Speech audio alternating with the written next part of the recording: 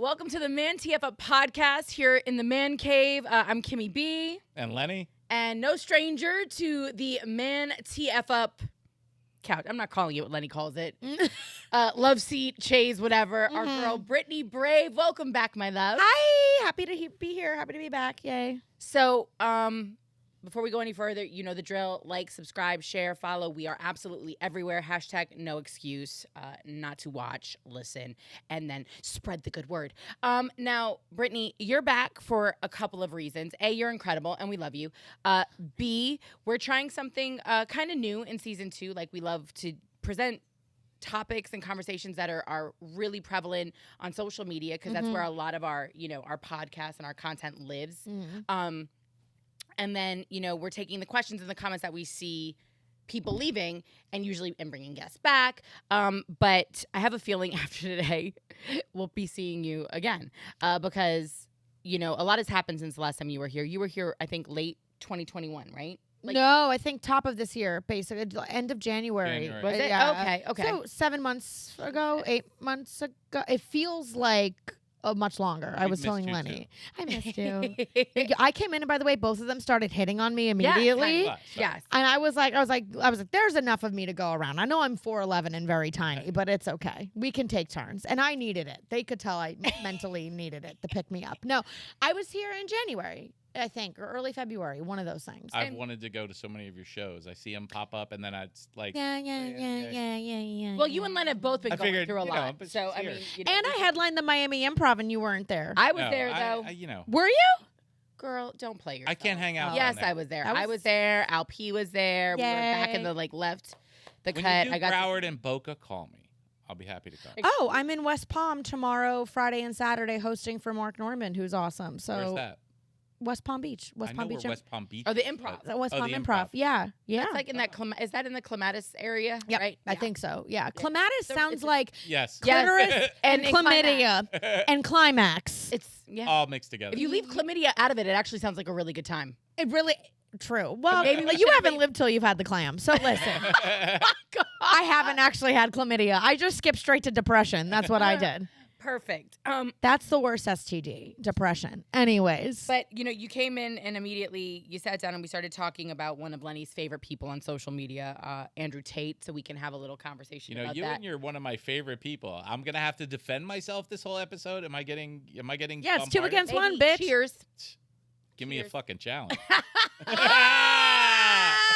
I love it. Watch out. Let me take my earrings The gauntlet has been thrown. And then also, our fabulous Supreme Court decided to roll back a right that we've had for 50 years. Right. Obviously, we're talking about Roe v. Wade. And I've been watching you on social media, and a lot of your comedy has always come from a very real, honest, introspective place. Always. It's why we loved you, and it was, a big topic of our conversation the first time you were on the podcast. But you've definitely become even more, I think, real and authentic since Roe v. Wade happened. Yes. Just from the clips. I would agree with that. That I've seen. But I've also seen some of the blowback or the pushback that you've been getting from some audience members. Most people absolutely love and adore Brittany. But the people who don't, they take heckling to the next level, girl. Yeah. It's been a crazy few months. I will start by saying that I've always believed I started comedy after 3 years in a really abusive relationship. I had just kind of, against my will, been forced to send somebody that I was with to jail, had to get a restraining order to leave a relationship. I had always been a performer and done comedy, but I had never touched on stand-up. So in a weird way, where I'm at right now as a comedian and an artist is a return to form. Because I started stand-up and the stuff I wanted to talk about was the dark stuff, the hard stuff. I had this blind naivete. Is that the word? Naivete? I went to public school. I don't know. Naivete. Sommelier. I don't know. I had all of this, and that's what I wanted to talk about, and I was so blindly confident. Like, that's why I got into stand-up. That's the stuff that was funny to me. That's the stuff that was real. And then along these last 3 years, industry, public, audiences, all that kind of stuff, I kind of scaled back. And now that in that sense, I do feel like it's a return to form. Like, I'm back to talking about those things that are really real to me. And I'm back to what my original vision of a comedian was, going off of the comedians that inspired me, which is that it's not always just about the laughter. It's about making them think. It's about making people uncomfortable. Like watching the Patrice O'Neill documentary and watching him hand audience members $20 and be like, you can go. Like, here's your money back for your ticket. This isn't about you. This isn't about your feelings. This isn't about humoring you. Yeah. Like, I'm going to do what I'm going to do up here. And if you're upset, all good. See you. And, you know, interviews like with Chris Rock, where it was like, I don't want laughs. I want, boo, get out of here. What the fuck? Like, and that kind of stuff. And yeah, I am. If there's one thing I'm really proud of myself at from the last time even I was here to where I'm at now is I'm talking about the things I want to talk about, and I'm okay if it makes somebody uncomfortable. In fact, I think that's how I know I'm doing my job right.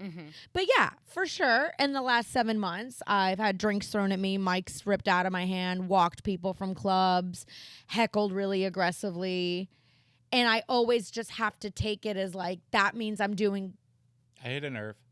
Hit a nerve, which is right, like what my job is, right? Like, we're the last lines of free speech comedians. And I find that I have the worst sets when I phone it in and I tell the is Miami crazy and like shit. Yeah. Like, those are the sets that are like fucking flaccid and like I don't do as well. And the sets that I'm really in a pocket are when I come out and maybe my first joke is like, hey, I think Jesus is a fuckboy. Can you You That already. That was I'm a lot. lost. Sorry. I'm lost. Can you give a definition of flaccid for the audience here? Because they're at 6th grade education. So Flaccid. That's lovely. I'm glad It's you a- think it's so an highly interesting of word. our audience. no, Flaccid. What happened? no. Look down and what does your penis do when a woman tells you she's a comedian? Full time. It is not. Let me tell you, male comics, comedians that are men, they tell people they're a comedian. And They panties drop. pussy, pussy, pussy. I can even catch it. Like, it's like coming from everywhere. from everywhere. It's like when you're at Dandy Bear and you're in that little money thing and like dollars are flying everywhere. They are the shit. Like, girls are like, all a guy has to do is be funny and witty, and it's pussy everywhere. I tell a guy, and they see me do what I do on stage, and even no matter how it goes, I don't really think dicks are hard after I'm up there being loud and gross and honest, and you know A what lot I mean? of guys are intimidated by intelligence. Oh. So you might have a problem there. That was Okay, gestures broadly in my whole dating life. Okay, like, yeah. So it's just that's even a double standard. also blame Taylor Swift. Oh yeah, I don't Taylor like her Swift, at and all. I say that Shots because fired. she has every man thinking that anybody who does anything creative is going to use Oh, their relationship as fodder for whatever it is. I have She's gone made a on whole career. off of All of doing her that. hits are about some celebrity dude that she dated. Oh, And totally. so, you And know. it's so very little. I don't really like her. I'm not a fan. Like, musically, every now and again, if I'm drunk enough, like, you put on a certain song and I know the words because I have to now. Mhm. But I'm not for that reason. And I do agree with you. Like, it's not in an empowering way. And I've just gone on so many dates with guys that are like, you ever going to write a joke about me? And I'm like, are you ever going to be that important in my life, motherfucker? Like, shut up. Like, what you're doing. We're like, already in the joke right now. we're already in it. You are the joke, and you're too boring to talk about on stage. No, Actually, jokes on me. jokes like me for even fucking being here. Like for even being here, right? Like, literally, yeah. What do you think of George Carlin? Oh, he's one of my favorites. Yeah, he really expressed the reality of our country and Decades our ago. people. Yeah, decades ago. But and it came across, and it's when you said you're trying to get people to think. I think that's a lot of what he did in his comedy. Yes, Got people For sure. to think. and I actually just learned this recently too. Like, I think he had like a very successful career as an impressionist first, and like very, a stable life, stable foundation with his wife, home, all of that. And that like he felt his like soul dying in that pursuit, and essentially like threw all of that away, grew his hair out, and like all, and was like, this isn't what I want to do. This isn't what I want to be known for. And that's what I love about him. And if you look at, I don't know if you saw on Netflix, they have The Hall from the Netflix is a Joke festival that was in LA. Yeah. And like Chelsea Handler inducted Joan Rivers, John Mulaney inducted Robin Williams, Burr inducted Carlin. I think it was, and it was really cool. And for me, I was geeking out. But like, I hate to say, like, you always have to be funny, and you can't be like. I've seen enough comedians in Brooklyn that are a little too political and PC and woke, and I'm like, this just isn't even funny. Funny is still the goal. But if you look at the common thread between all of these legends and what people loved about them is that they fucking took risks. They said something. They didn't waste people's time up there. Unapologetic, honest, real, uncomfortable, walked people from comedy clubs, all this stuff. And, like, that is what, if you're going to be in this profession, I just think is that if you're going to be on stage, being a damn good comedian means just being fucking honest with yourself and with the world at large.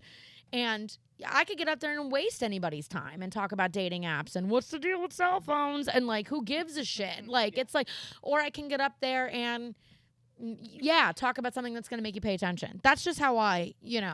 And I think it's important for comedians to realize that not everybody is going to love them.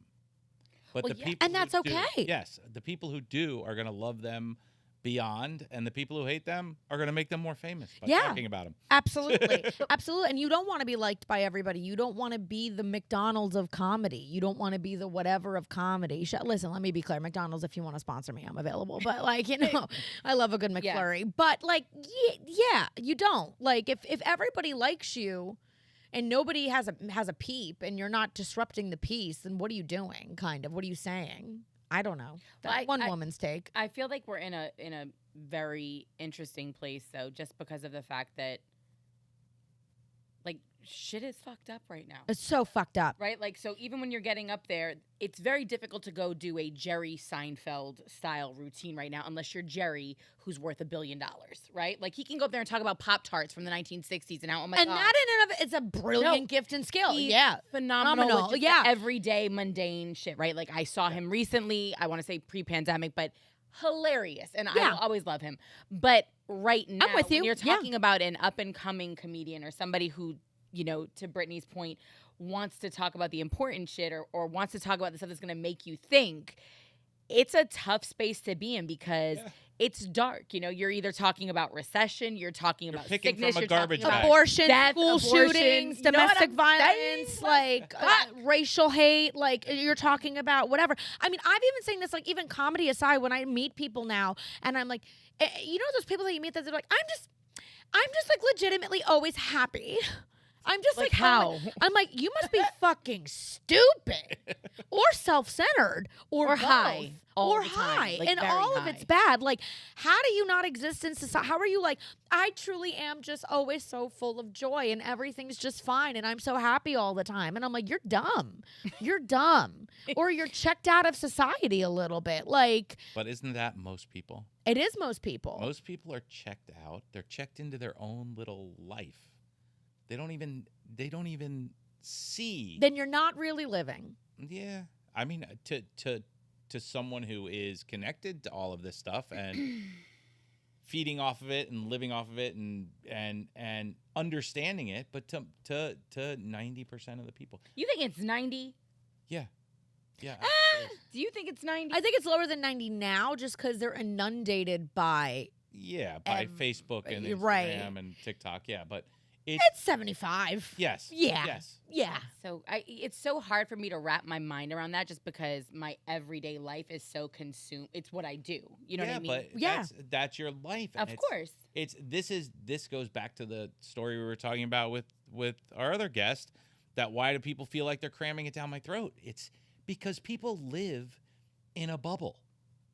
There's a lot of people that just live in their own little fantasy world or their own little religious world or their own little ethnic world or whatever the case may be. So now they're seeing all this stuff come across their Facebook that they only talk to their friends on, and they're like, what the fuck? Right. They're going through like a culture shock, Yeah. a shell shock. And they're having to make this choice to either like engage even though it's uncomfortable or totally shut down because it's uncomfortable. The common denominator is that it's uncomfortable. That's the thing. It's just how you choose to respond. But it's like, I really believe those people aren't fully living because it's like, in order to open yourself up to the wide range of emotions, which could also be like enlightenment, empowerment, doing something really cool, speaking on a platform, changing minds, doing all that kind of stuff. You also have to open yourself up to like failure, being uncomfortable, people disagreeing with you. I'm also on a personal and professional level grappling with like, we're all in this really big ecosystem and there's a place for all of us. And the place that we're all in is we're comfortable putting ourselves out there. We have careers in the public eye. We're comfortable consuming. I can feel what's happening in the world. I can take it emotionally and process it and make something out of it. And I'm willing to get up on stage and have a drink thrown at me to talk about it, kind of thing. And it's okay if other people aren't. Like, I'm like grappling with that. Like, because sometimes I'm like, ugh! And I'm like, that's the ecosystem, right? The bottom feeders, the top of the chain, and everything in between. And like, we need those people that are like, I want my white picket fence in middle America. I don't want to know nothing that doesn't agree with what I already believe to be true. And that's it. And then we need the people like us that are maniacs and are like, I want to talk about all of it and be loud about it. And I don't care if I get killed on stage if for saying something that makes somebody uncomfortable. We all need to. Yeah. The only problem is the maniacs are running the country. And I don't mean that in a bad I don't know if that way. makes any sense what I said, but it's like we're all. It does make sense, but you still have the people who are so passionate and willing to put themselves out there are the people who are so, in some cases, very on opposite ends of the spectrum. So when you have those people that are putting themselves out there like that, you get a lot of controversy. And all you're getting are the extremes because it's only the extremes that are talking right now. Because the middle is scared to voice their opinion. Yeah. But why? Because they're the middle. Well, also, I get it, but it's kind of like, but man the fuck up.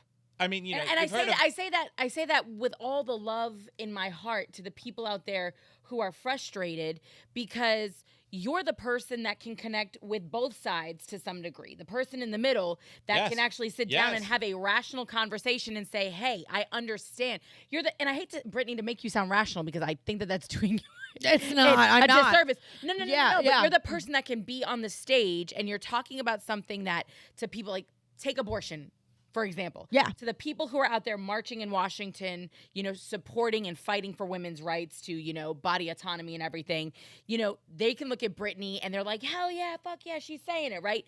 And then to the other person on the other side who maybe isn't super outraged, but is somewhere, you know, it feels the other way.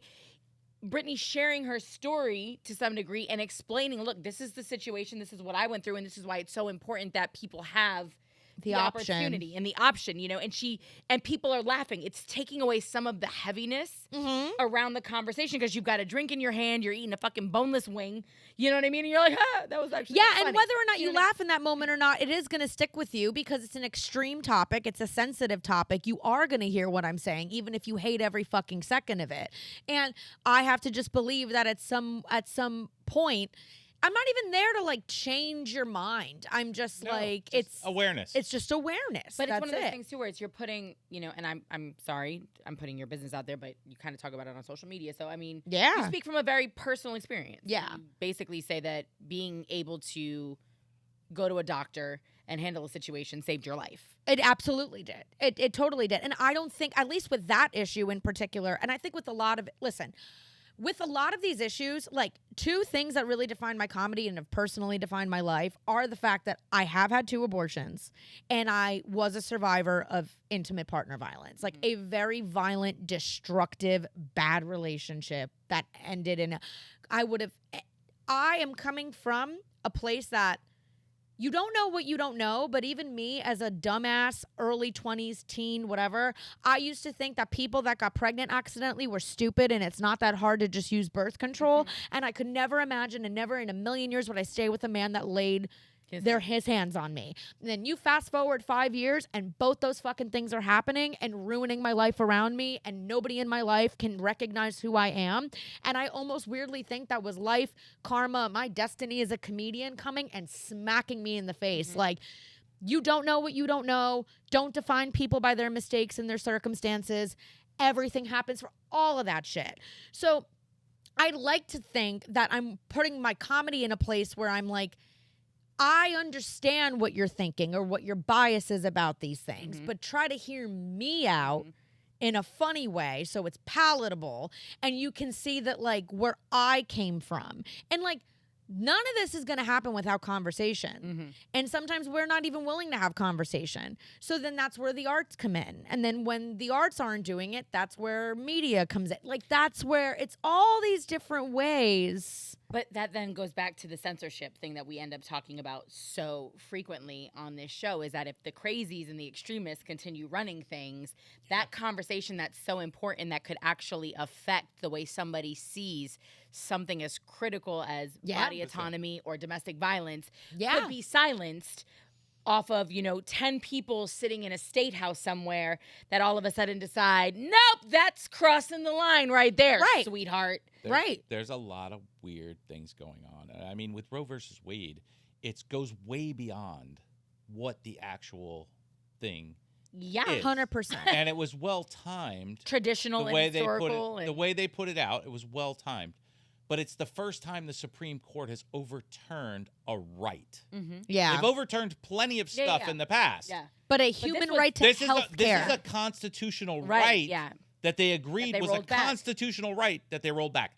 That is affecting everyone in the country. Because basically it's saying anything that's in the Constitution is fair game. Yes. Yeah. Fair game right now. We can roll back anything right now. And the fact that people don't understand the magnitude of that decision, like whether you agree with a woman's right to choose or not, you should agree with any American's right to their constitutional right. Right. And the fact that, 9 people can sit up there with absolutely no sort of consequence and at really all, no system of checks and balances for them, and just obtusely decide which constitutional rights should stand and which shouldn't. Like, I mean, when they started using historical and traditional, like, if you really read the judgment, it is so frightening. It's not even funny. Yeah. Like, yeah. It's crazy. And that's what it is that the whole argument is debunked on both sides now, too, because it's like the people who are all like constitution is everything, constitutional rights. It's like, well, right. Now we're at the point where we're rolling back the very things that we're protecting. So that means that, like, the way they're coming for my body, they're coming for your gun next, too. Yes. They're coming for anything else.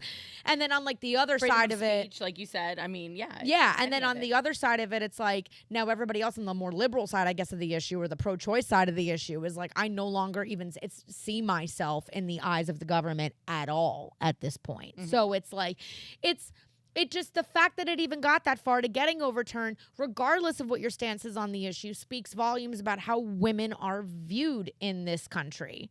It just does, like, in the most neutral way possible. Like, we want to take away. I don't understand women who are like, I don't have a stance on it.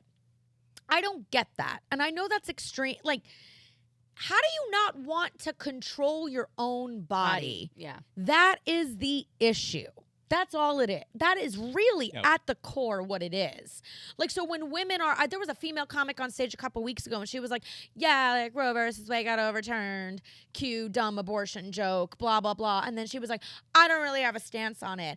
And I don't know why that hit me. I just was like, you don't want to have an option for your body?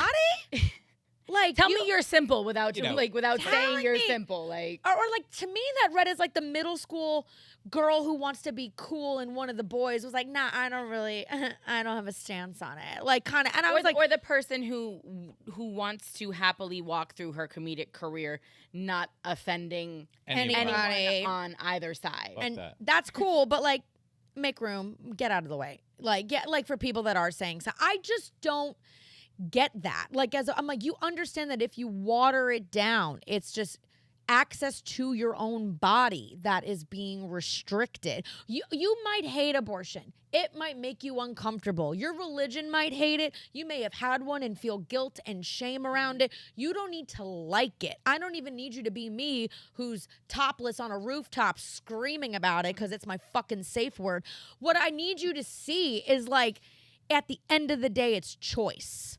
Like, I don't need you to love it, but I need you to know that, like, the same way you want to get a dumb face tattoo, you should be able to get an abortion.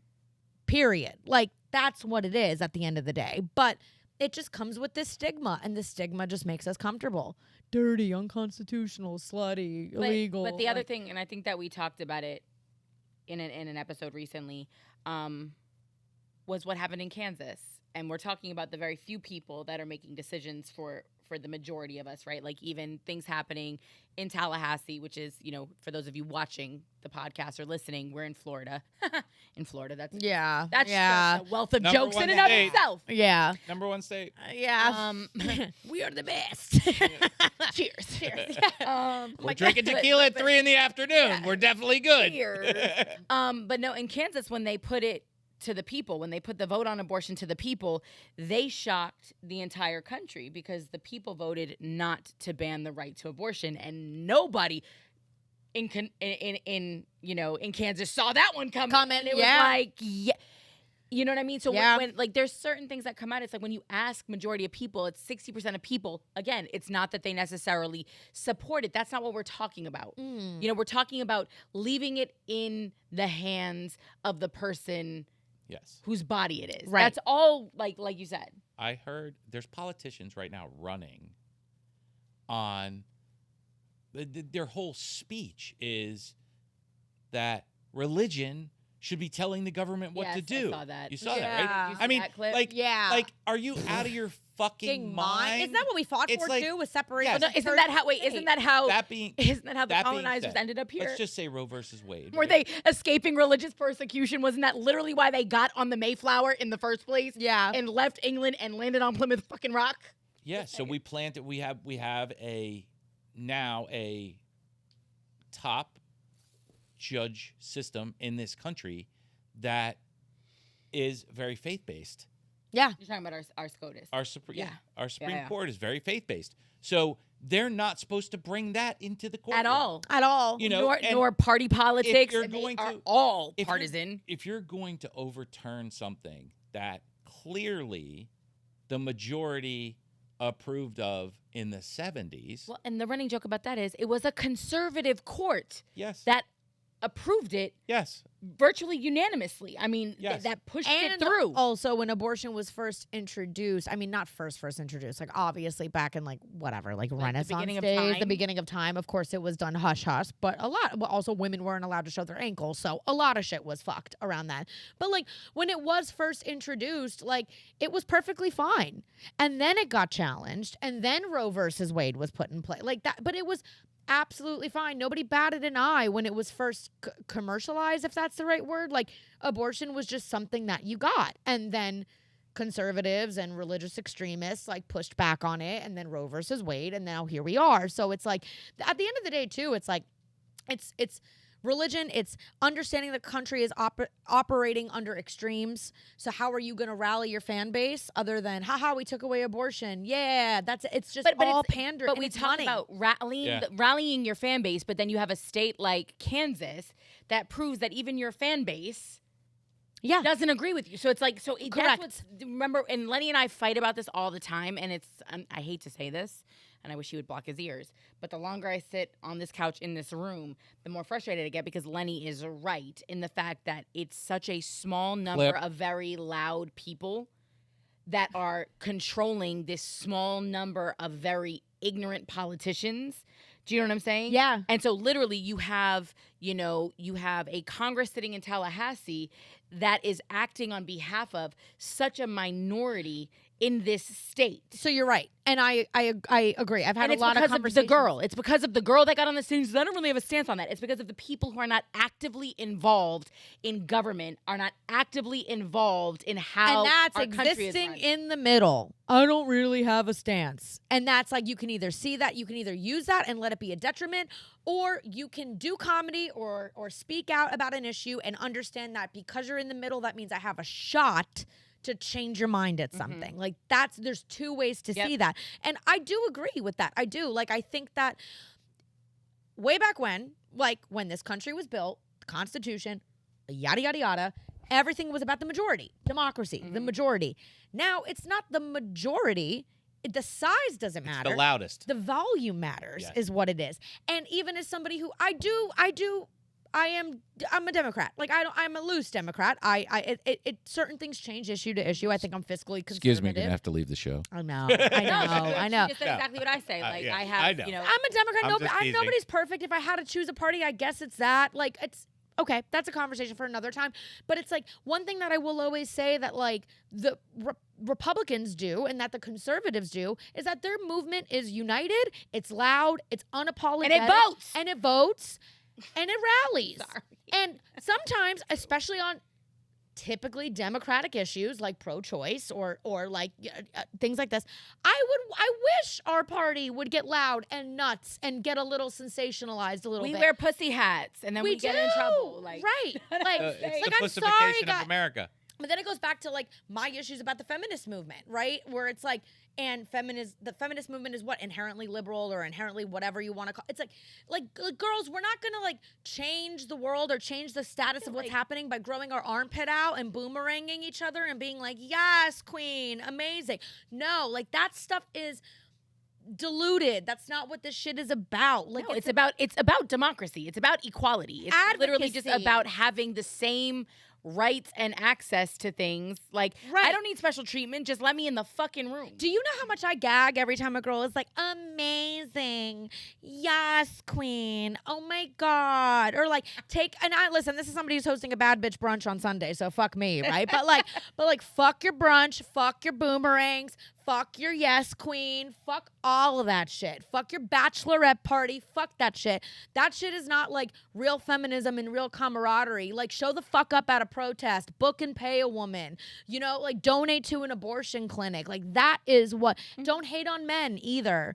Like don't like small dick energy, like fuck all of that shit. Like get back to what it actually is. And it's like, I almost weirdly feel like as scary as this shit is with Roe versus Wade getting overturned, I have also noticed a shocking number of devout Republicans that are uncomfortable with it and don't like it. Like, I truly think that this getting overturned pushed it a little further. Well, we never well, thought and that also- would happen. That's what's going on in this country. They're pushing these boundaries to see how much people will take. Yeah. Well, and I think put up like and just I was and talking to hold somebody yesterday, and I said, write down on a board or a piece of paper every fucked up thing that's happened in the past 3 years with the racism, the school shootings, the Misogyny. the extreme COVID, misogynist, everything. the extreme, the Yeah. Roe versus Wade. Write all that down on a board and go, holy fuck, where was the previous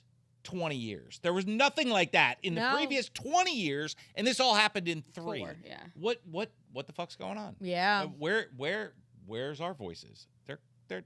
They're pushing the limits to see how much people. I still fucking see people driving by themselves with a goddamn mask on. That's like bananas. It's like, what are you fucking kidding me? Those are people that are like. Yeah, defend them, Kimmy. In defend my them. head, Do you care though? Defend- Like, why do you care? I care because that goes to the level of fucking programming they're pushing on the American fucking people. I don't care on a personal level. Like, I mean, that's an extension of my Yes. body, my choice. Like, fuck Yes. him. That's what That's makes me feel fine. comfortable That's in your what car. I'm saying. Fine. But I will understand. Also, I with Lenny on this, like, on an intellectual whatever level, I'm like, Asian communities have been wearing masks for decades, guys. And that's like fine. everywhere they live in on the most subway. polluted country in the world. yeah. Okay, I They, mean, that's for Well, pollution. but they also do it just out of respect for their fellow people. If they're sick, it's just a part of their let culture. me be clear. When I'm on a plane or a subway now, I am happy to wear a mask. I am fine with that now. Like, and I did see like my level of my frequency of sickness and colds and flus go down from. That's not even it, but it's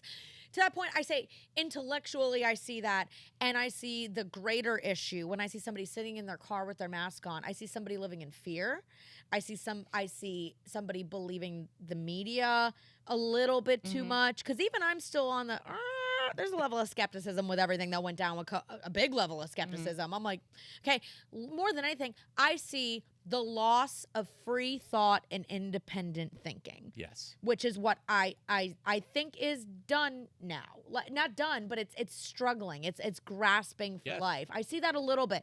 I'm like, if that makes you feel safe and good, I really don't care. But at I mean, the end of the day, but I'm like, you really think you're gonna catch COVID in your car and you got to wear 2 masks? I'm like, oh, isn't that sad on a theoretical level? Yeah. But the problem is, though, that goes beyond that to the sense or to the degree that people are literally just reading the headlines. And as a person who works in media, and considering you would like to join mainstream media at some point in your life, sweetheart, that is such a I'll be fired on day 3. I'm tired. I'm tired of being scapegoated. I'm tired of everybody. Mainstream media. Bitch, do your research. Like, stop blaming everything on the headline that you chose not to investigate further. Yeah. And the fact that you're running around just regurgitating 10 words that you saw come across your timeline or your feed. That like, issue is accountability. that's just annoying. To your point of mainstream media.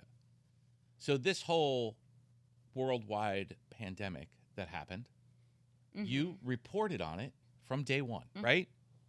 So the information you got to report to the people changed on the daily.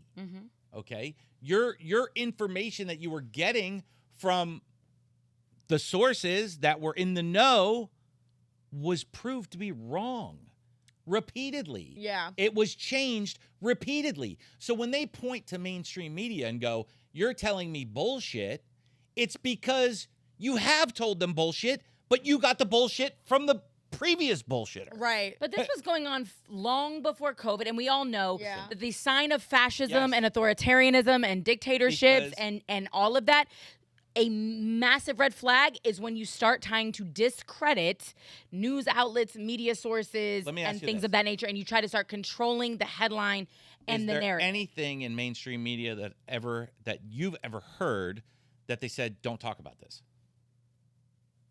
Yeah, I've told you that.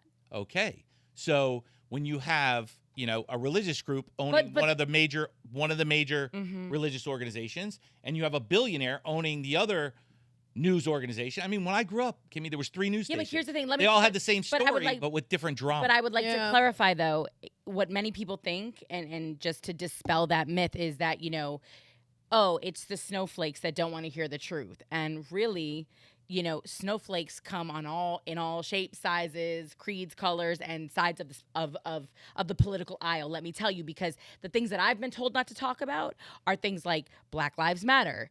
I've been told not to talk about racial injustice. I've been told not to talk about, from a mainstream, toe the line, don't make your listeners or your audience mad. And that's a very difficult thing because I got a sponsorship content creator from a financial app.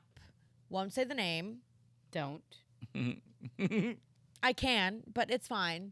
If you'd like to. I'm not sponsored by them anymore. Spiral. Fuck you, Spiral. Okay? Because it's about saving on a regular basis, but also like ethically saving so that your money can go to causes you're passionate about, and there's a social element with it. Ideally, conceptually, cool. I was on board. Whatever. I regret to this day, and it's a career regret for me, moving forward with like doing the posts that I did for them, because the initial charity that I wanted to donate to was the Center for Reproductive Rights, which doesn't even have their little fucking trigger word of abortion in it. It is the Center for Reproductive Rights, which covers the wide spectrum of reproductive issues and rights. Which also includes infertility, and hormonal treatment, a ton of shit, okay?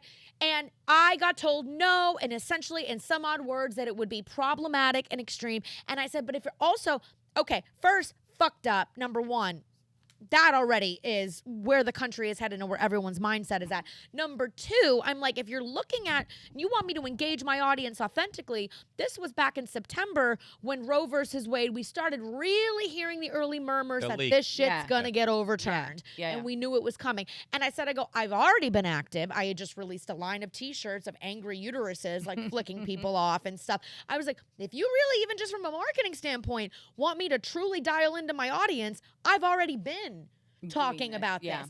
I can find another charity, and I did, a great one. She's the First, provides funding for girls around the world to get education in underprivileged third world country. Great organization. It's great. But like, damn. Like, I was like, this is problematic. This is just, you're a part of the healthcare. It's healthcare. And you're a part of the problem if you're perpetuating this and stuff like that. And like, I've had posts get taken down about abortion on Instagram, flagged. You can't, this reel isn't going to count towards your greater views, your monetization. Not that I was trying to monetize off those reels, but that already, the other day in Centro in Wynwood, which has had a known history of their staff being violent outbreaks, homophobia, everything.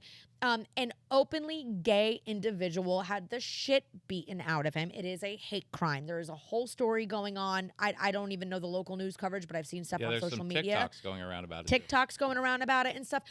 I posted it on my story. Instagram ripped it down. I then started saying this to other people. 3 other people I know shared that post, and Instagram ripped it down. And it's like, that to me is scary. It's like what you said with fascism and all these. I'm like, once we start controlling communication and information, we're fucked. There's a story that you'll never hear about. You probably couldn't even look it up. But I was on the beach at this time. I'm going back to, let's just say, late 80s, early 90s. Versace lived in his house. There was a guy from another country, came here, developer, doing a bunch of shit, opens a club down around 2nd Street. I think it might be that restaurant now. It was probably like it was probably Opium or whatever. Was it? No. No, the club was called Hell. It was in a hotel with an atrium. Wait a minute. I'm sorry. The club was called Hell. I'm pretty sure. That's the most accurate name for a nightclub, because that's how I feel when I'm in them. Yes. So Hell. The bottom line is Versace showed up opening night with an entourage of like 8 guys. Yeah. And they turned him away because they didn't want gay people in the club. I mean, it never went anywhere. It was shut down immediately. So the club was shut down. The club was shut down. Yeah, I mean, they had no. He was Miami Beach. Yes, Versace was Miami Beach. Yeah. So when you have clubs like you're talking about with this reputation, if there's people going there, then the voice is not being heard that should be. Do you know what I mean? Does that make sense? It's like why is Centro still open? Because people are still going. Yes. Why? Why are people still because going? They don't give a shit. They either don't know. We have to leave we have to leave room for benefit of the doubt that maybe it's really unbeknownst to them. They're new to Miami. They don't know. There is some element of that. 2, they don't care. 3, they do, they agree. Well, I was going to say, I mean, let's be very clear. We know where we live. And, as much as I love South Florida and I love that we're so quote unquote diverse. We're not. Not only that, Caribbean communities are known for homophobia. Like whether it's... We were more diverse, I think, in the 80s and 90s and copacetic with it. I agree. It was also, what is that called? When you kind of have like... It's not avant-garde, but like you take pride in the fact that you kind of have this niche market. Like, like Miami Beach, it was EDM. It was the beginning of Ultra. It was where you could be free. It was all the it was like people. Nobody gave a shit. No, it was drug money. It was a little bit of everything, and it was fabulous. In the 90s, nobody in Miami gave a shit about what you did, who they wanted you to were. make money. No, it's not even about that. Just nobody cared. Yeah. Nobody got up all in your shit. And nobody, nobody was indoctrinated to hate but you also gay have people. No. But you also have to remember. But first of all, Miami Beach was Jews and gays, like that. Like, and by that, when I'm talking about South Beach, I lived there in the late '90s, and I have friends and family and relatives that have like the beach. What we know of Miami Beach now, of South Beach now, was made by that community Yeah. to some degree. When we think about celebrity, when we think about the fabulousness, when we think about all of that. And then they started moving off of Miami Beach as it got more populated. And they started moving actually over into Wynwood, the artists, the makeup artists. They were Design buying up, District, you know, they started Brickell. buying up a lot of those warehouse spaces, which obviously used to be fashion and things of that nature anyway, because we were kind of like, it was like the garment district. There was only And about a lot of people there was don't only know about 3 or 4 developers that moved that whole migration that turned Miami Beach into Miami Beach. Yeah. And Miami Beach prior was where all this, Convalescent. no, from the 30s, it was where all the celebrities lived.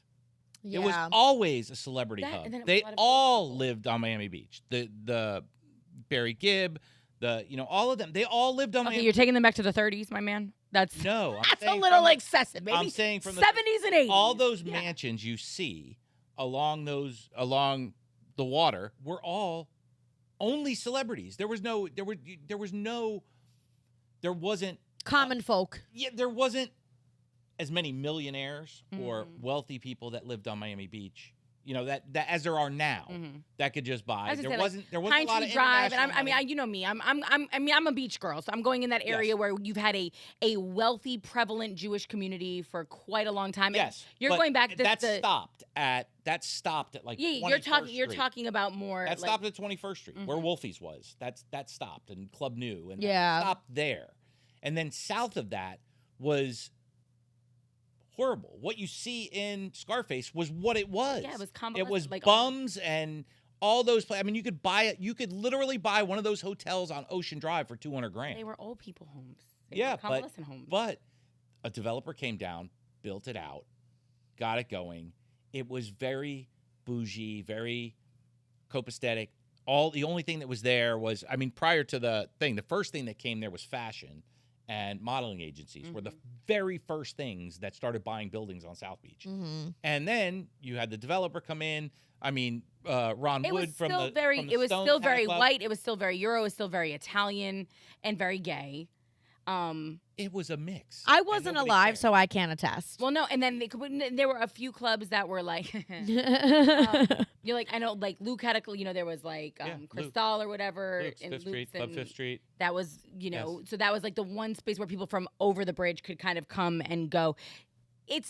Miami Beach has had its history, with strict doors and dress codes because it was sexy. It was fabulous. I get all of And that. what's wrong with that? But we're also now talking about, homophobia, and those people that community felt safe there because they were that community. I can remember walking into Liquid as one of the first clubs I ever went when Chris Pacello owned it, and there was the largest drag queen I'd ever seen in my life, and I was 18 years old, had no business being in there. Yeah. Actually, I was 17 at the time. I wasn't even 18 yet.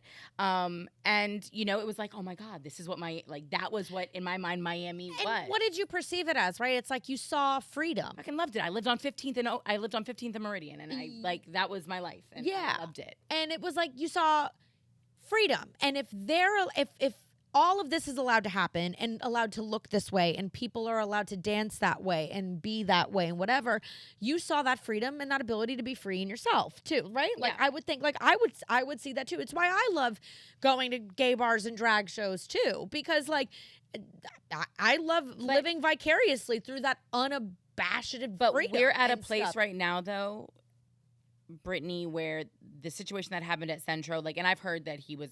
I've heard a lot. Yeah. So I think it's a toxic environment. I think we all can agree. That's an actually toxic environment. But we're at a place where people are feeling less and less inhibited from carrying out those types of acts, whether it's the That's the AAPI fear. community, whether it's the Jewish community, whether it's the gay and the trans community. I do agree.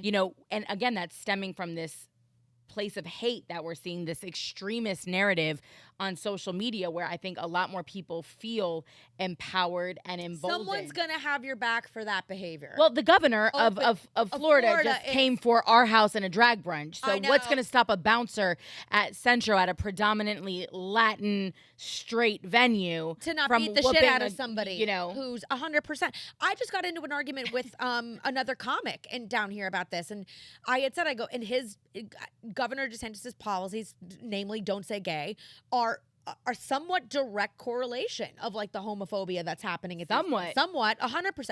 He's like, I don't think so. I don't want my kids even saying gay in school, talking about sexuality. I don't want that shit in there. But you're okay when they come home with a girlfriend in kindergarten. You're okay so long when as they it's a get hetero caught relationship. whacking off to porn, as long as it's to straight women that your son's in tits And not that your gay son's and not gay jerking, porn. and not gay porn. Correct. And I was just If like, it's gay porn, you're blaming it on their kindergarten teacher who was clearly talking about sex. clearly talking about like it's just. And I started getting into it with him, and I was like, do you understand that, like, their minds are so impressionable at that age that if you tell them gay is a bad word, they're going to grow up to think that gay people are bad. Being gay is bad. They're going to grow up with a mindset. Nobody's saying they have to be gay. Nobody's saying they have to be the loudest and proudest in the movement. I think that's a stretch, too. I do. I know that's an extreme, crazy thing to say, but I also think, like, I look at my boomer parents who I think they're fine if somebody's in the trans community, but are they ever going to use pronouns? Get the fuck out of here. They're 70. Like, they're not. Like, I'm 55. I'm not going to. Right. They're not going to. And also, okay, hot take. I'm going to get fucking canceled for this one because I love the trans. Be who you are. Identify how you are. Whatever.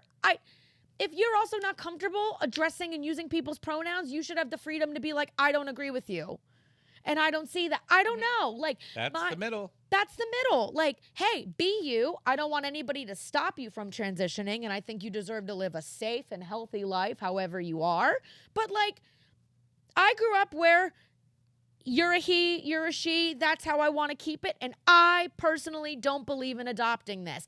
If we're really going to move towards a society that accepts everybody for what they are and lets them live under their own beliefs, that should fall under that too. And this is somebody who is a loud and proud advocate for the LGBTQ, A, B, C, D, E, F, X, Y, Z community. All of it. All of it. And like, I am like, yeah, I don't want to, my parents are never going to adopt that. They're not homophobic. My mom has gay best friends. My dad has gay best friends. They're very openly, we don't care what anybody does with their body, truly. But at the same time, they're like, I'm not going to get behind that pronoun thing. I don't know why. I don't want to engage in that. That's their choice kind of thing. You know, same way somebody can be like, I don't like abortion. And I can be like, that's great.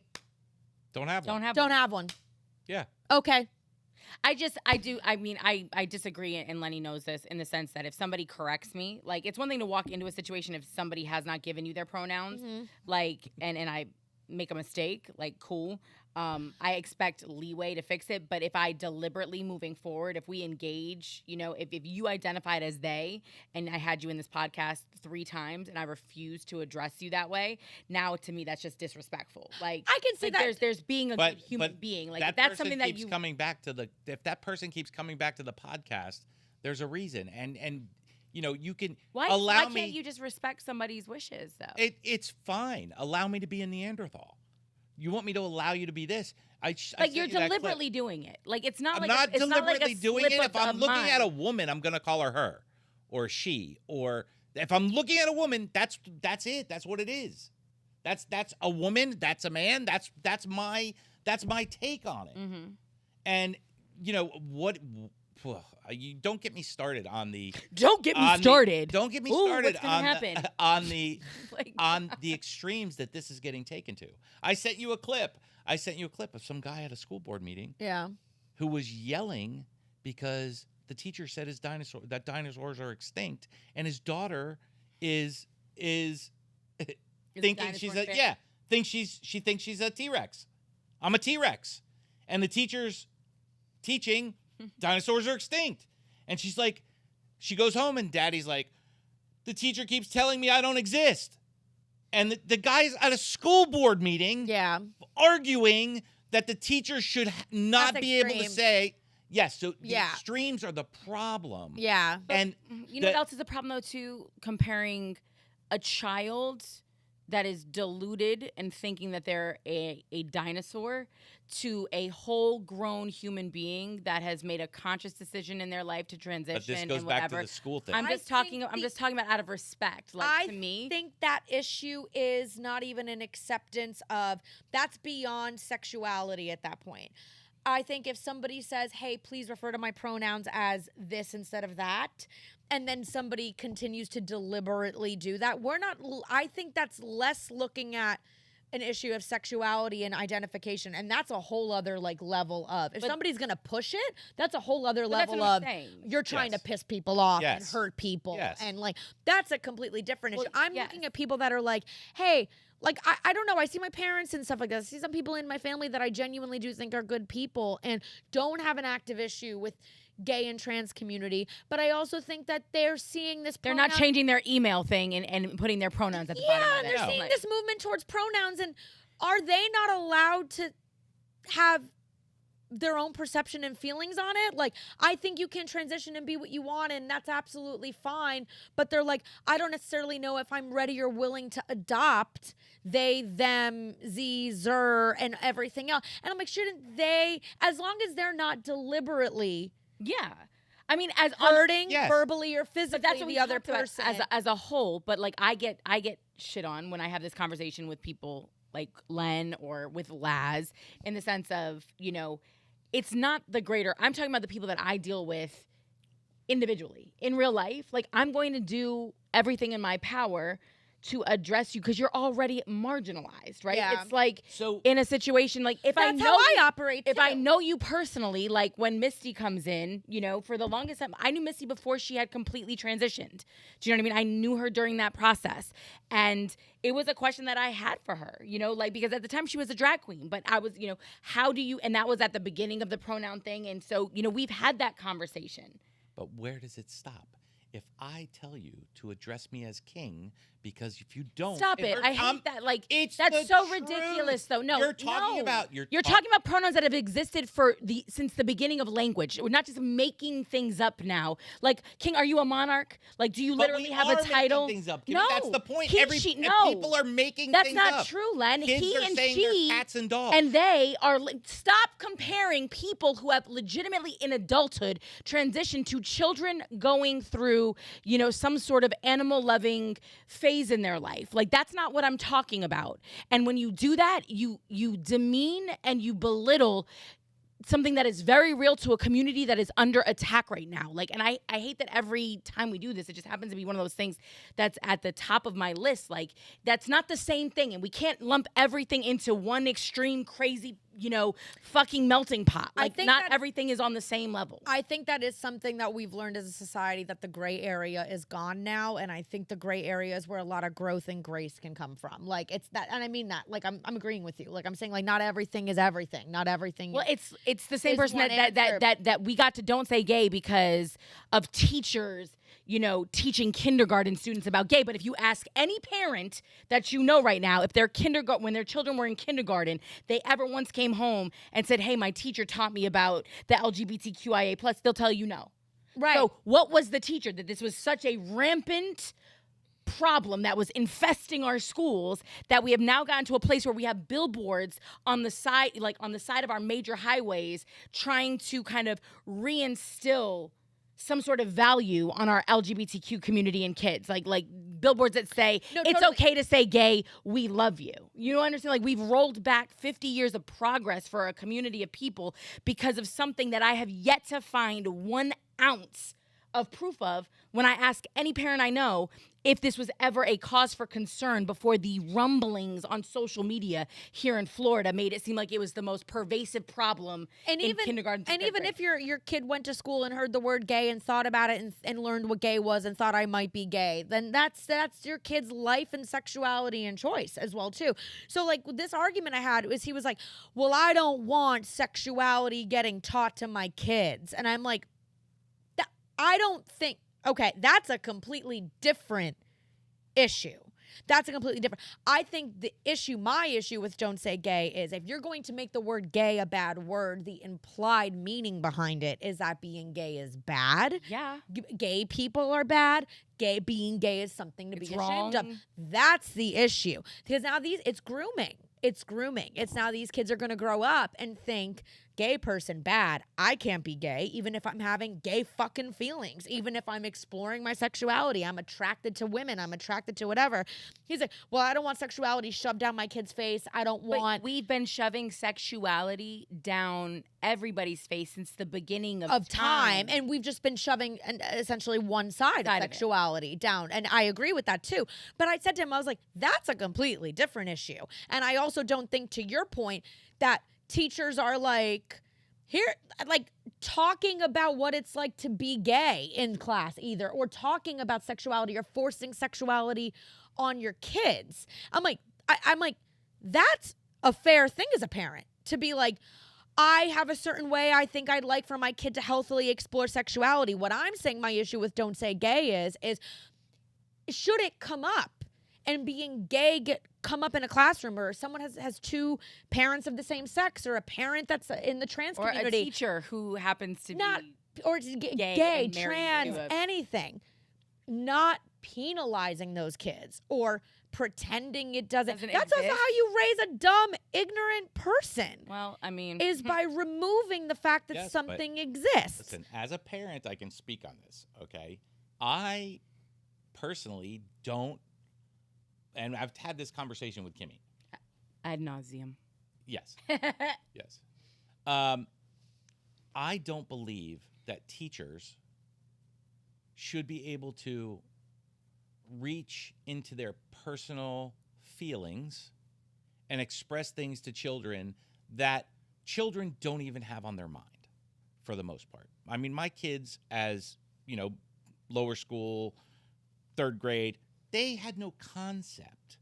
They had no concept of gay, straight, trans. They had no concept of any of that all the way through elementary school.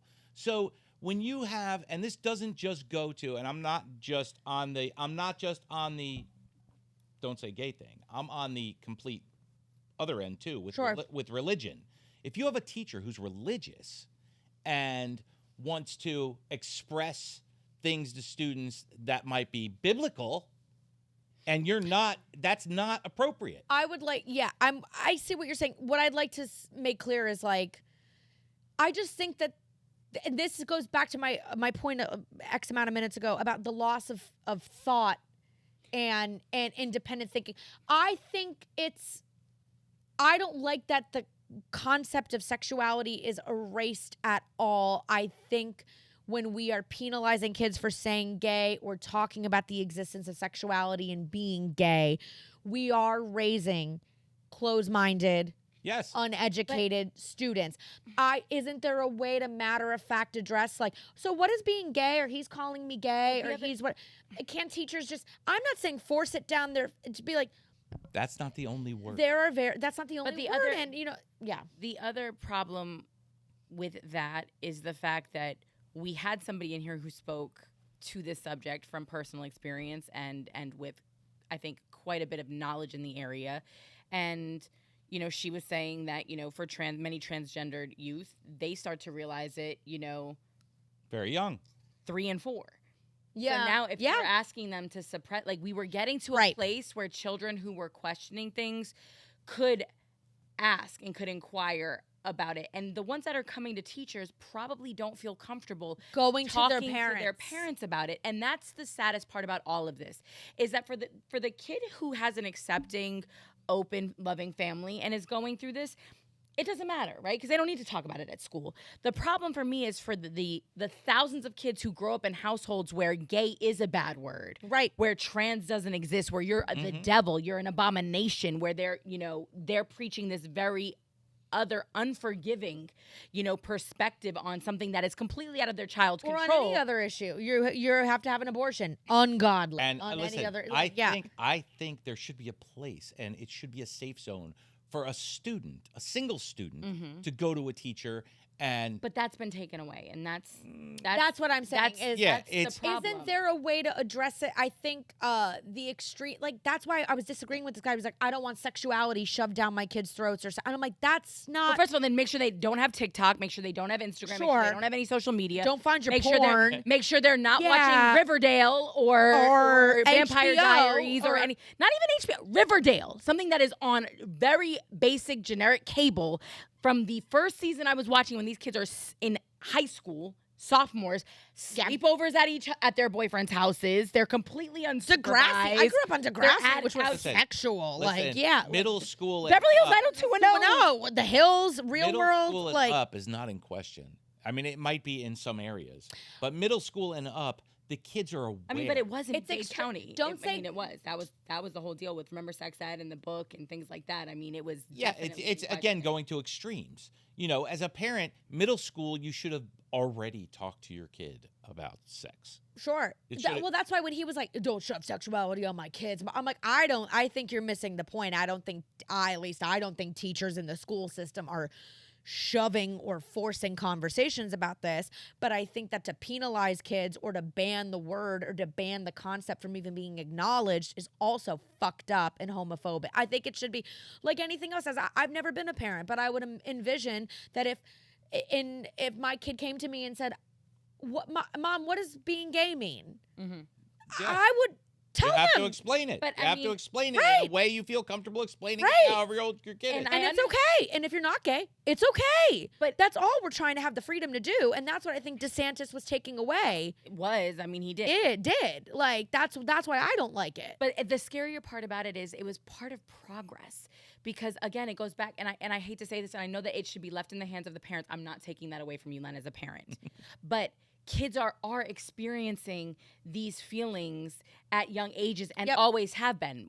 Bruce Jenner. Educate the parents. But when they transitioned to Caitlyn, specifically said she knew at 6 years old that she was different. She went on to become the probably most elite American male athlete in history. We've had no other decathlete gold medal champion, but lived a lie because society told her she was wrong. She was an abomination, and she did it well, right? She's got multiple children, had a few marriages. I mean, living the American dream. Yeah. But when she tells the story now, it's like, I knew at 6. So we know that kids are experiencing these feelings. And part of the reason why they're experiencing them and questioning it is because what they're watching, when we talk about representation, why it's important that Brittany gets up on that stage, right, with Roe v. Wade getting rolled back, and that young girls are able to see somebody that is empowered by the decisions that they've made and not ashamed. They need to see things are possible for them. They need to see themselves. So when you're watching the Disney movies, right, and you're seeing everything. Ooh. Well, it's the nosy way bitch. By blocking abortion, you're not going to get rid of it. You're just going to make it unsafe Yes. by not casting people in the trans community, by shielding. You're not going to eradicate people who transition. No. By saying don't say gay, you're not going to erase a world where gay people don't exist. Well, not even that. I mean, so it's just going back to where it's like. But I mean, now they're trying to, though, and you understand that. Like, we're at a place where they're literally trying to getting hold rid of hormones. Guns, going to end shootings. Yeah, it's another. It's the same. It's like I said, if you write on that board every word that's been canceled, everything that's happened in the past 4 years, it's a pattern. They're trying to groom what Don't Say Gay is they're trying to groom the future of kids to just they want to get the gay out of their system. Understand gay is bad. Go back to the we don't decision even on want to Roe v. deal Wade. with this anymore. Historical and traditional. What have the values of this country been historically and traditionally? Yep. Despite the fact that I'm sure half the founding fathers were diddling each other. Oh yeah, you know what I'm saying? And had many abortions. at the all their prostitutes. At the constitutional whatever it was. And then it goes back to like, convention. are we not comfortable with ourselves? That's what it is too. Like, why can't we just let people live? Let people let ourselves live, the even too. Of historical and traditional on the Roe versus Wade thing is not even true. It's not in religion. It's not taboo in religion, but they're using religion to say it is. They're like attaching God to it. I feel like if you could interview God today, he'd be like, do what you want. I see your life. I see like who you are. Like, yeah, exactly. Yeah. It's so, traditional and the things they're resting their laurels on are not facts. They're not real. You could say it's because, the Catholic this, the Protestant this, the Jewish they're just basing it on the history of this nation, what has been legal and what hasn't. And they're trying to say that the court that pushed Roe v. Wade or passed Roe v. Wade made an egregious overstatement in what they did, the step that they took, and they're basing that on historic and traditional. No, when women got rights in this country. When women got rights. It doesn't matter. Listen, this is fucking history. No, thank you for saying that, because that's the unfortunate part about 2022. Yes. Many people don't realize that we didn't always have them. But that's fine. Listen. It's not fine. Kimmy, it is, because this world has evolved to put us in this room. And we're devolving. That's the problem. But we're devolving. We're rolling it back, Len. This world is not that fun-loving place. It's been war since day one. It's been a fight for humanity from day one. So, it wasn't wrong in 1700 for people to be the way they were, or 1800 or 2000. It's the way we've evolved. So when women got rights in this country in the 1920s, and yeah, great, they didn't have rights before. They didn't have rights before because they didn't give two fucks about having rights before. That's what happens. You think that women in the 1700s gave a shit if they got to vote? No, for sure or they would have turned it over in the 1700s. For sure I do. You're wrong. They got burned at the stake for practicing medicine, and they were called witches. By who? By who? By men. By the church. I think there was and by the men of the community that allowed them to be burned. What are you talking about? I think there were the always Inquisition. I think there were always women that were okay with whatever their status quo was, and there still are now. And there still are. But I definitely always think that there were women that were willing to. There were women that were dressed walk as into men. the ocean, fucking dressed as men, of course. Running family farms when dads died and when husbands died, and they had to went off to war and they had to run shit. When did women get the right to vote in this country? 1920. Okay, so women got their rights at that time and became this. That put them under the protection of the Constitution, because women now are protected by the Constitution. Prior to that, they had no rights. They were men's property. If you can't vote, you have no rights. Seen by your country or your government. You had no rights prior to that. So they got a constitutional. Okay, women are here. They're protected by the Constitution, which is what Roe versus Wade was. It was an extension of that protection of women under the Constitution. Seeing them as entities of their own. Also, that could make decisions for themselves. Correct. Make decisions for themselves. Now that it's not constitutionally protected and there's nobody to check abortion rights and abortion policies, the other scary thing, the main scary thing, is that states can criminalize abortion. Which is what they're Once you trying criminalize abortion, women can go to jail for performing, knowing about all of these things with abortion. Once they go to jail and they're felons, they can't vote. And there we go. We're back to 1920, yes, 1919. I'm not. Say that last part one more time. If they criminalize it and they make it a felony, then what happens? They can't vote. Especially if it's considered murder. Murder. Even in the beautiful state of Florida, where we have voter restoration rights, we do not have voter restoration rights for what? Violent, murderous felons and sex. Yeah. People convicted of sex felonies. So there you have it. Where does Florida stand today on it? Because I have no idea. 15 weeks. And remember, the governor just literally suspended a district attorney that was voted in by the people of his community, because the district attorney said he would not prosecute. He would not necessarily uphold whatever that was. He was going to fight it. And he said, so basically, he got in trouble for saying something and not even doing it. That's wild. Just for shits and giggles. That people are okay. We're all sitting here screaming about, they shouldn't do this, you shouldn't do that, shouldn't do that. If all the people who had these voices screamed one thing, this belongs on a ballot for a vote, period. If everyone from both sides screamed that, and then the people voted on it, then we would be in a democracy. But the things that these people who are getting elected to government on whatever lies they're telling, however they're doing it, whatever means they're using to get into power, and then arbitrarily change things that don't require a vote, that's a problem. Our democracy is chipping away, and they're keeping us fighting about Lenny, it. you know what's scary, though? And it goes back to what Brittany said earlier, which is, you can bitch and moan about it, but if you really want to do something, join a protest, donate. You've said it a million times. majority of the people in this world are sheep. They're followers, right? People really don't like confrontation. People really don't like the scary unknown. And I say that just because we did vote on something. We voted on our president, right? Right. And we saw what happened in the aftermath of that. And unfortunately, a lot of people sat back, right? We had an insurrection. That was the first time that the walls of, the house had been breached since the fucking war of 1813 or some shit? Like the British or the French or whoever it was. My point is, a little further back. No, it was in the 1800s. It was the 1800s. Trust me on this one. My historian friend. Google it. But the point is, what happens the next time we put something on a ballot and this small group of cuckoos doesn't like it?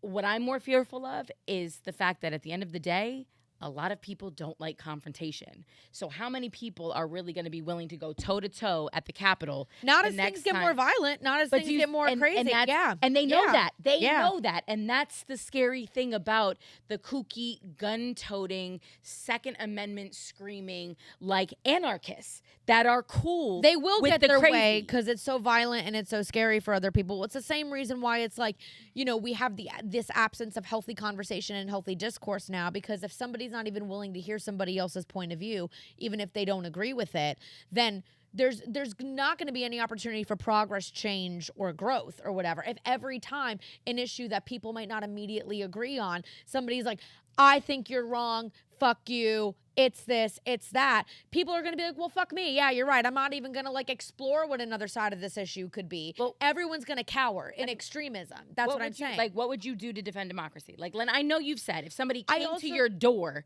you're ready for it.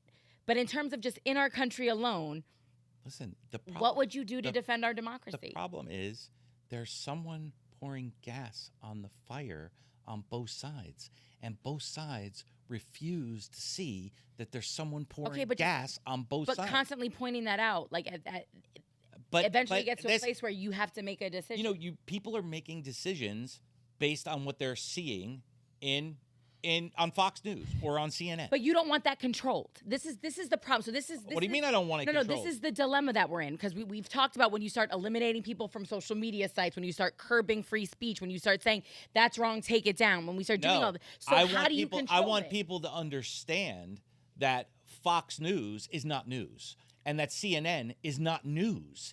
It's being scripted and directed by somebody else. It's not the fucking news anymore. But you also said 6th grade education level. You have the answers to all of your, all of your points of contention.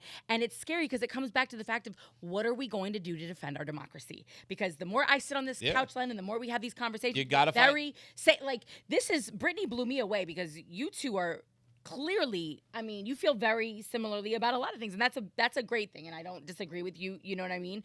And I'm not mad at that, but that's incredible because I don't think that a lot of people would necessarily look at Brittany and go, oh wow, I didn't realize she would I think to the right on this or skew a little more conservative on this or understand where that side is coming from. Yeah, I think a lot of the conversation. Just understanding. And I know the trans stuff that I said, it's like I'm a loud, proud advocate for that community. But I don't think I am over society shutting everybody down just because somebody doesn't immediately understand and embrace an issue as what I think I was coming at. And it's like, I'm saying if we really are trying to work towards a society where we're willing to hear each other out or give patience for each other to wrap our head around all of the things that are popping up at a rapid pace. It's about giving grace to ourselves and to other people. I know my stance on it. I am open about advocacy for the gay and trans community. I'm open about advocacy for women. I also know that not everything is black and white. Mm-hmm. It never is. So it's like, I'm trying to say, if our goal is really isn't that what everybody wants is representation? Everybody wants to feel seen. Everybody wants community. That's really what democracy is on some level as well too. But I'm like, I think the road to getting there is going to be able to see how, and this is somebody who's a starch abortion advocate. And I know that there's going to be some people that are like, I still don't really like this. And I have to, if I really believe in the power of abortion and reproductive rights, have patience with them. Mm-hmm. And the same thing with people that are like, I'm okay with people who transition and I see that for what it is, but I don't know how I feel about pronouns. Okay. Like, that's kind of what But- I'm saying. That's okay. You- Maybe using pronouns makes you uncomfortable. The same way that person existing in their own body made them uncomfortable and they wanted to can't we hold space for both? We Can't we, like... But there's part of it, like, but you're overlooking the fact that what you're asking people to do is to see it from the other person's perspective. You're asking people to meet, like you said, in the middle, and not in a throwing in the towel kind of way. Like when I talk to Len about the pronoun situation, or even to you, it's a situation where it's like the more it gets explained, how difficult is it to understand? Like With you. when you say, I'm just not doing it because I don't want to fucking do it and it's too much and it's being, now you're coming from a place of you're not I'm with meeting you. them where they're at. Like that's not a place of understanding. That's not a place of compassion. Oh, I'm that's not a place of 100% growth with or you. progressiveness. Like, but I also don't believe that Lenny would have somebody in here who was trans, because we had it and you never once mispronoun. You never want, like, I don't think that if you I really didn't call knew- her them, they, or they. And She doesn't identify as them. I there. She understand. I identifies called as her she. her. Yeah, I call it. She, Yeah. You know, I have no issue, that's and my I'm point. compassionate. I am compassionate to people's journey in their life. Everyone has their own. Everyone has their own fucking struggles. Everyone has their own shit, including me, including you, Yeah. including Brittany. Everybody has their own fucking struggles. But then you sit here and you yell about how I'm not doing it, but really you do. And that's the part of it, is because when you have the conversations in mixed company and you're having the conversation with the person on the other side who's anti-trans, who's not anywhere near as open as you are, right, to people just living their life and fulfilling their journey, and then you say, yeah, fuck that pronoun shit, even though you really do respect human beings enough to yes. use their I also Yes, think- but if I'm in public and I'm hanging out with my buddies over there and there's a trans person in the other end of the room and I say to my buddies, and the fucking guy didn't even know she was a tranny, then that's not fucking... I'm sorry that you heard that, but I'm talking to my friends. This is my space. And Brittany just hit on it. People are looking for community. So when you talk about community is typically like-minded people that congregate together. So when you talk about community, I'm not going to walk into Wilton Manors and disrespect people. Okay? That's not what I do. I go there to eat. I like it. I have no problem with anyone's choices. But if I'm in my environment, I'm going to use whatever fucking words I want to use with my friends. But if you're with your friends in Wilton Manor, I think you're still going to be respectful. we would still listen. I have friends that make me feel uncomfortable. The way they It's talk. the way somebody could hear me get on stage and do 10 minutes of abortion. If I'm word at like 10 minutes of abortion jokes, and there's a difference between throwing a glass at me and being like, you fucking whore for having an abortion and you're dirty and that's wrong and learn how to use birth control, versus them sitting there silently. And I think it's totally fine. But then in the privacy of their own home, they're like, God, that girl had 2 abortions. What a fucking mess she is. I can't control people are that at going some to think point. away. Like, I can't. And I just think it's like, there's just like such a spectrum of it. We've seen hate more than ever in the last year to 5 years. We've seen hate take a confident, active, proactive stance. We've seen people be killed for being black. We've seen people be killed for being gay. We have seen teens Muslim, be Asian American, forced, Jewish. everybody. We have seen people have the shit beaten out of them for no reason on a train because somebody looked at them the wrong. Hate and violence is for wearing masks, for not wearing masks. is alive and well, and people are not afraid to act on it. Yes, we but- see that, and that never okay. No, it's not. Purposely, even verbal hate, never okay. I agree with you. If somebody says my pronouns are he, her, and then they're like, okay, she, her, or he, him, okay, she, her. Okay, that's hurting someone's feelings. Well, That's disrespectful. That's trying to. Well, no, and I can't imagine your parents, if you brought a friend home and said No. XYZ, they would do it. Now, again, are they going to, in their everyday conversation, walk in and go, what are your pronouns? No, No, my mother's and, not gonna and do they that will either. say in privacy to me, I don't really get it, that. or it Of seems course. kind of weird, or I don't know.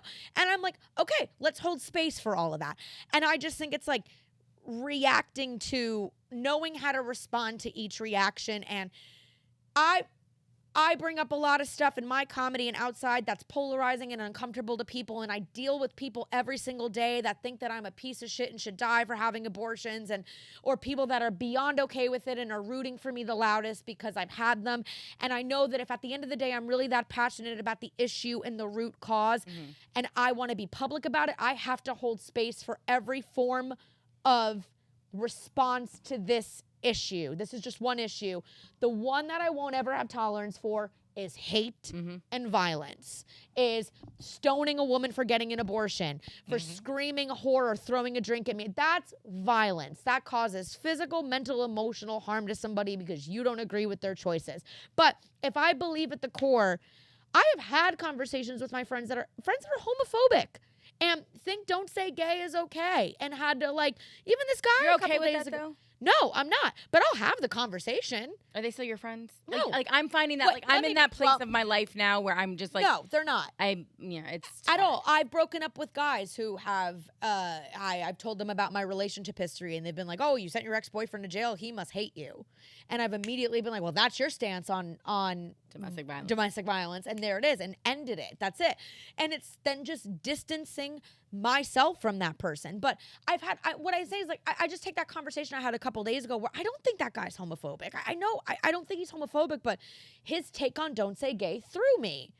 And I was willing to have the conversation because I believe that having that I don't think he's coming from a hateful or violent place. I don't think he's homophobic. I don't think he'd hurt or stop somebody in the gay or trans community from being themselves or being seen. His take was interesting to me. And if I really am passionate about advocating for and speaking to that issue, let me have this conversation with him and hear him out. Because he's not saying, I think gay people should die and they're faggots. He's saying, like, I don't want sexuality and I don't really agree with people that hate that don't say gay. And I'm like, all right.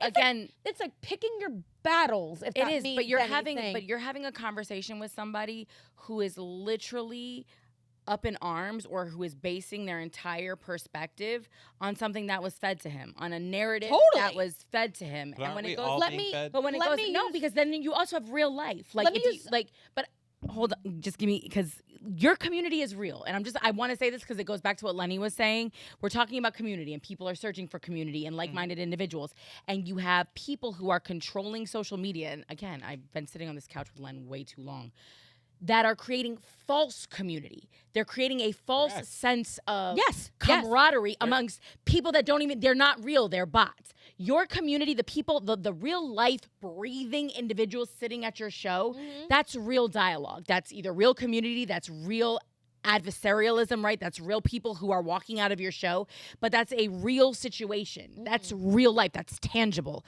What's happening and why we're at the place that we're at is no longer tangible realness. This false sense of hate, this false sense of fear is being drummed up by people, to Lenny's point, that are making it seem so much bigger. Like there's so many other people that feel this way. Yeah. And they're not real life people. Like your boy is all up in arms about a teacher teaching his kid gay because he's seeing it and now his friends are talking about it. But it's like, that was made up. Well, like, this yeah. goes to what Brittany said before, that we've seen in the last 5 years, all of this stuff escalate, right? This stuff has been around for 30, 40 years. We talked about this with Grant the other day, that this is 30 to 40 years in the making. We've seen so much more of it in the past 5 years because we're attached to it, because we can now, based on what we look at on our phone, can be fed the information that fires us up. well, look, that's what happened So- with our house. But I mean, we've looked at the statistics before on school shootings. There's always been school shootings throughout history. Always. And there was a lot of them prior to social media, prior to everybody hearing about it. There's always been. And it's the same thing with hate crimes and racism. And this has all been, it's not bigger now than it was School shootings are bigger now than they were in the 70s and the 80s. Yes, they are. We looked this up. We did, and I'm telling you because I'm the one that looked it up. You're talking about one, You're 2, right. 3. You're right. Now we have 27 a year. Racism and anti-gay and all of that stuff was just as big, if not bigger, in the 80s than it is now. How about we already had an entire movement to address this shit, Len? Like, that's I get the it. really I frustrating get part it. about it. We had a whole But- civil rights movement. And listen, and where everything is, no, I'm just talking about civil rights. I'm talking about the LGBT community has had this fight going on for 40 years. And if you can't, okay. no, I mean, realistically, from when AIDS was an epidemic, and it was in the 80s, right? 80s, early 90s. Yeah. AIDS You don't was think an that gay people were fighting for their rights before that? You don't yes, think that gay people I'm wanted out talking- of the closet before I'm that? talking about the hatred that we're talking about here against I mean, gay people. the and Stonewall riots happened in 69. Yes. You could be arrested and all of 67. that. But the hatred that's happened and this anti-gay thing has been around for a long time. It's not escalated in the last 5 years. It's been an ongoing fight, and it's always been there. The thing that's escalated in the last 5 years is they've brought it to the attention and forefront of people that they can get to scream about it. Yeah, Do you know and what I now mean? that's impacting rights, so it is getting worse because now they're rolling back rights that were very hard won Yeah. over the last 40 and 50 years. And again, to go bring it all back full circle to Roe v. Wade, when we're talking about, and you started it off when you were like, the implications of this go so far beyond Yes. abortion and body autonomy and women's rights. It's unbelievable because of the precedent that they use, which is that historic and traditional. Like historically and traditionally in this country, if you want to go back to your point, the Civil Rights Movement and the Civil Rights Act didn't pass until the 60s. Women didn't have the right to vote until 1920. So this country we signed independence 1776, right? Yep. Okay, so for the first 200 years, the only people that had any sort of say in anything were what? 140, but yeah. White men. Yeah. Yeah. Yeah, but White wealthy landowning men. If But you really that- Now other people are getting a say in things, and now other it's- issues are taking prominence. Yeah. and the people who are putting their voices out there are extremists, and they're using tools. This is a tool. You know, people talk to me about social media, and I hate social media. It's a tool to me. Mhm. That's what it is. It's like a saw. Yeah. You know, and you can take that saw and cut whatever you want.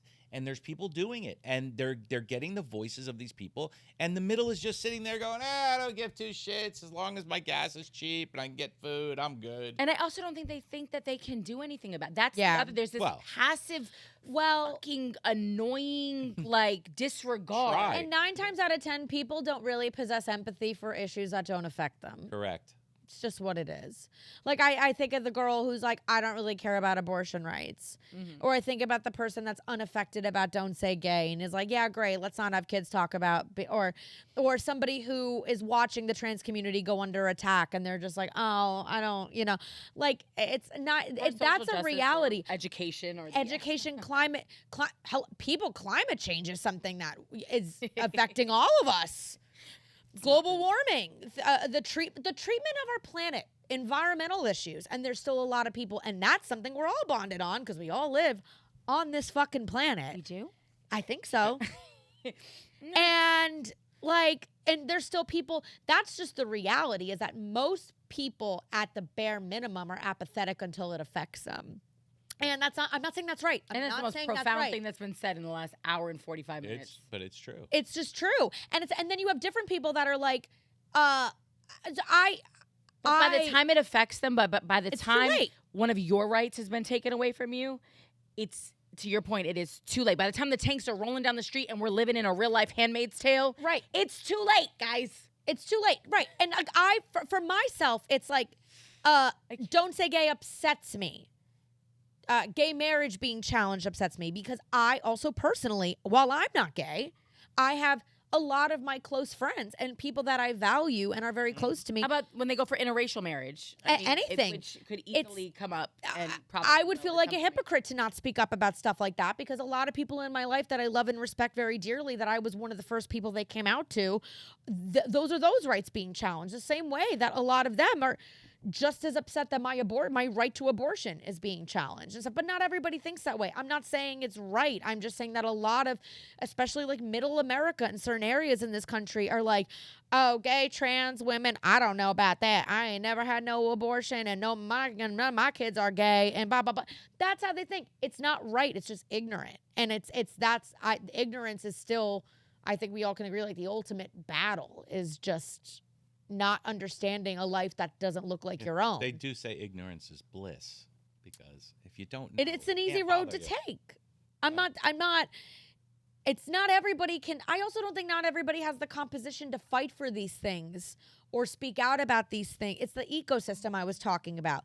I get very upset with my friends when I get upset about like smaller injustices in the comedy community and things. I get really riled up. I'm like, that person stole from people, stole from a venue. This person is a piece of shit. This person's disrespectful. This person did this fucked up. And I'm always the person in my friend group that's like, hello, stop fucking booking them. Call them out. Stop this shit. And everybody else is like, oh, no, I don't want to get involved. The general population is, I don't want to get involved. Doesn't want to get doesn't want to get involved. And they I guess don't like confrontation. Like they're afraid of the cancel culture. They're afraid of not being liked. I'd love to live in a world where everybody said, I don't agree. I'd love to, even on a small scale, you're in a friend setting at a party and everyone's drinking and someone that you really like gets brought up in conversation and someone says something not that great. I know me. I'm usually like, I love that person. Mm-hmm. And if someone says, well, I don't, I think they're XYZ and it's really bad. I know me. And I say, well, I'm not going to be a part of this conversation because I consider them a friend and I like them. I don't care if that makes everybody uncomfortable. I take my drink and I walk away. Not everybody does that. Well, Lenny, the next time somebody talks shit about you, I'll be sure to say, I like I don't Lenny. give two fucks. I like Lenny. I can stand up for myself. Yeah, right. No, well, yeah. But it's like, I'm just saying, I wish we lived in a world where everybody was as vocal about these things. It's just knowing everybody's comfort zone and just trying to meet people there. And then, okay, so abortion is like it's the one I can speak to the most. It's a lot to feed and receive in person and social feedback about this issue. And I welcome it because I'm so out there about it. I know that this is what's going to happen with this. And which is what I think is happening with trans rights, gay marriage, issues of racial equality, everything. Everything's so out there. So when everything's so out there, which is a beautiful thing because of social media, mainstream media, art, everything, you're going to get everybody talking about it. You're going to get the people that are against it, for it, in the middle. Everyone's going to join the conversation and it's going to get sloppy. What I have learned to do with abortion rights is the people that are like, you're murdering babies, babies are getting beheaded and delimbed and it's sinful and you're going to hell. Those aren't conversations worth having for me. Those are mindsets and generational, religious, tradition. Those are things I can't fix. What I can focus my energy on is the person who's like, well, abortion, I don't think should be used as maybe birth control. Okay, it's not. I can have that conversation. That's what I'm trying to say. And like the whole choose your battles, greater scheme of things. Like, it's like, I don't know if approaching direct hate like the example I used with Don't Say Gay, where my friend was like, yeah, no, I totally get it. It's heartbreaking, but like, I also don't want sexuality being shoved on my kids in school.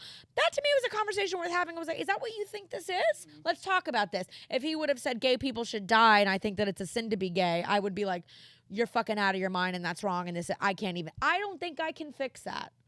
That's so far extreme and stupid and ignorant and gone. You're murdering babies and delimbing them. That's like, I am better suited to put my energy towards the people that are in the middle and haven't quite figured out what they feel about abortion yet. And maybe hopefully positively inspire them to like see that by supporting it, it's supporting women in the eyes of the government and society. Or people that are like, I don't understand Don't Say Gay. Can this get explained to me? Sure. This is the implication around it. Most people don't like to admit that they don't understand something. But that's the other part of it. It's, the education system in this country sucks. Yeah. To begin with, Yeah. People got the gist of that bill from a 30-second TikTok that someone fed them. Mm-hmm. That's how they were presented that bill. I got checked with it one time when it first came out, and the joke was very new. I have a joke about Don't Say Gay, and I make it about the premises. that I think that politicians project. And that they're all making policies to cover their own ass. And it's a stupid joke. My gay friends love this joke. I'm like, don't say gay got passed within the same week that DeSantis made strawberry shortcake the statewide dessert for Florida. That's true. And I was like, that's pretty fucking gay. My gay friends like love it. Like, and I'm It's like, true. he's projecting. Like, don't we think? And he's probably having a secret abortion in a Dunkin' Donuts. And like I'm doing all this stuff. But it's like, even I got checked the first time I did that joke, and it was brand new, and somebody's like, that's not what it's fucking about. And I, like, and then she started screaming facts. I was only catching half of it, but it checked me. I was like, if I'm going to talk about this on stage, I should go the fuck home and really, read read about it. Yeah. Make sure I'm understanding it. I'm getting it right. Did you change the joke? It's evolved a lot since then. But what I've had to do to make sure it doesn't come off as homophobic, because that's the opposite of what I am, is be like, we all know that we have all of the decisions. I start by saying that all of the decisions in this country, I think, are people just taking our rights and different groups of people and playing fuck, marry, kill. It's like, okay, women, gay, trans community, people of color, fuck, marry, kill, go. Yeah. Like, that's like what every law is getting. And it's like, then kind of being like, we know they project. Like, all I'm saying is that's pretty fucking gay. Mm-hmm. And that joke is one of my best jokes because it gets the people who probably are low-key homophobic to go, that's gay. And love calling shit gay. That's not gay. But then it also gets the people that understand and aren't homophobic to be like, yeah, they are projecting. That's funny. Like, that's it. So it's got to hit, it's about hitting both sides at that point, you know? And it's just early on in social media, there was a whole thing going around that, you know, you might be gay if, and then they would spit something out. Right, You can't change a right, tire, yeah. or if you can't do this. And that was a whole big, that went for years. And it's funny, I don't know if we told you, but we watched The Man Show, right? Yeah. If you watch the first episode of The Man Show, Oh, Adam Carolla and all that. Yeah. if you watch that first episode, which was over 20 years ago, they call out everything that's going on today in the first episode. Sure. 20 years ago. Sure. But I also said It's right now nuts. I'd rather hang out with Archie Bunker than with half the people on my freaking I watched the whole compilation. Oh, All in same. the Family, like, because at least he owned his shit. Like, Yeah. he dropped every expletive Yeah, and every racially charged word, and he called Meathead. I watched it for having a man bag, and and George was his best friend, George Jefferson, who lived across the street. And that's But he would and call the cops on him. ownership and accountability is what it Yes. is. Because I have heard of hate against women from the gay community. I've heard trans come for women come for men come for other men. I've heard all of it, and it's about accountability. Well, yeah, if you just own the fact, it's like if you own the fact that you're uncomfortable with homosexuality, at least own it, like, to some Sure. degree. If you think that women are overstepping their boundaries trying to run companies and be president and shit like that, if you own it to me, at least I know where you're coming from. We I know can't where even to have meet the you. conversation I know where to whatever. until you say that. But this even goes back to like humanity and how we're wired physically, neurologically. Like, what's comfortable is best. We don't want to go towards what's comfortable. And it's like, that's something I challenge myself to do on a day-to-day basis, is like, am I just choosing what's comfortable? Why is that comfortable to me? What is the uncomfortable choice? Why did I not default to making that? But the reality is, I'm not saying I'm not, but I don't think the majority of people think that way. They're just, But we've seen what happens when you fall down that slippery slope. Oh, Nazi yeah. Germany. You know what I'm Well, saying? you When end you up- start to allow the hate and the bigotry and the misinformation. split. they don't spiral. see it as Yeah. hate You know and what I'm saying? bigotry. They see, But and that's the problem. I And that's know, where I we're know. headed. And that's what I'm saying. So while we sit here and we don't address the conversations and you let them slide and you let them slide and you let them slide and you let them slide. Like, hello, the KKK spent decades hiding behind hoods. And then, when the Civil Rights Act passed, you could no longer lynch black people legally. They took they didn't go away. We know that they were still here, but they were hidden. And then all of a sudden, They're still here. no. That is my point, Len. Yeah. But now they're not hiding at all. They're marching on Charlottesville in they feel khakis comfortable to. and topsiders with their torches out, talking about we won't be. So what the fuck happened in 20, 30 years that all of a sudden it went from being something you should be embarrassed and ashamed of that you had to hide out with your friends to being something to be said loud and proud while watching down a street on a college campus? Like, that's wild to Those me how people- quickly we got there. And it hasn't even been 15, 20 years. And those people were never ashamed. They just weren't in the public eye. That's my They were point. never- They were not empowered. No, Len, if you're not marching in the street, you clearly were not empowered. Like, something changed. They no longer felt that they needed to hide it. They no longer felt that they needed to have their own little conventions and places where only their friends and people who thought like them were at. That is my point. And it happened quickly, and it feels very similar to some things that happened in the 40s. Late 30s, well, 30s, Yeah. 30s They and felt 40s. Because seen. this It's why is- people felt storm the Capitol, because they felt that was the right thing to do. This is totally okay. Yeah. This We're isn't spiraling insane. quickly. Well, I'm saying with that they don't realize it's hate and bigotry, and I think that's where conversation and healthy discourse and approaching these issues with grace and patience when it's right comes into play. Because I do think there's the middle. We're going to go back to the middle. I'm not talking the extreme that are killing people and violence and hate. I'm not talking that. I'm talking the middle where you're like, you take abortion. You think you should have the right to make a choice about your own body? Yeah. Okay, so then why do you think abortion is bad? Most people can't connect those dots. Most people can't. Do you think somebody should be killed based on how they look? No, of course not. Okay. Well then, why do you think racial slurs are like? You have to connect a lot of these people don't realize. What I'm scared of, though, like, and they don't realize it now, but again, it can quickly go from not understanding it, and you push a narrative long enough, and enough people Yeah, start I'm to with feel you. empowered and get accepted by a group where all of a sudden you think in Germany people didn't always hate the Jews. Yeah, but this goes both ways. But- what about gun rights? What about gun What rights? about gun rights? Guns scare me, and I don't like Listen, guns. But they're that's my stance pushing- on it. they're I don't like pushing- guns. They're pushing an agenda on the left that is anti-gun. Listen, And they're doing it. Listen, Kimmy, we have a lot of these left conversations and not a lot of right ones. And but this Len, is we're not happening on making both any. sides. But we're not making any leeway. We're not making any headway if with you're the gonna- gun control If you're argument. gonna be in the, what do you mean we're not making any leeway with gun control? We're not They're making trying to any pass a headway. bill. They're trying. You think it's going to happen? You know how It's long they've been pretty- trying to pass gun It's control? pretty damn close to passing a bill that AR-15s will be illegal, which is okay. It's because see you don't know that because you're not getting fed that end of it. Lenny, no, I do know that. I know that we've been trying. Where's it going to pass?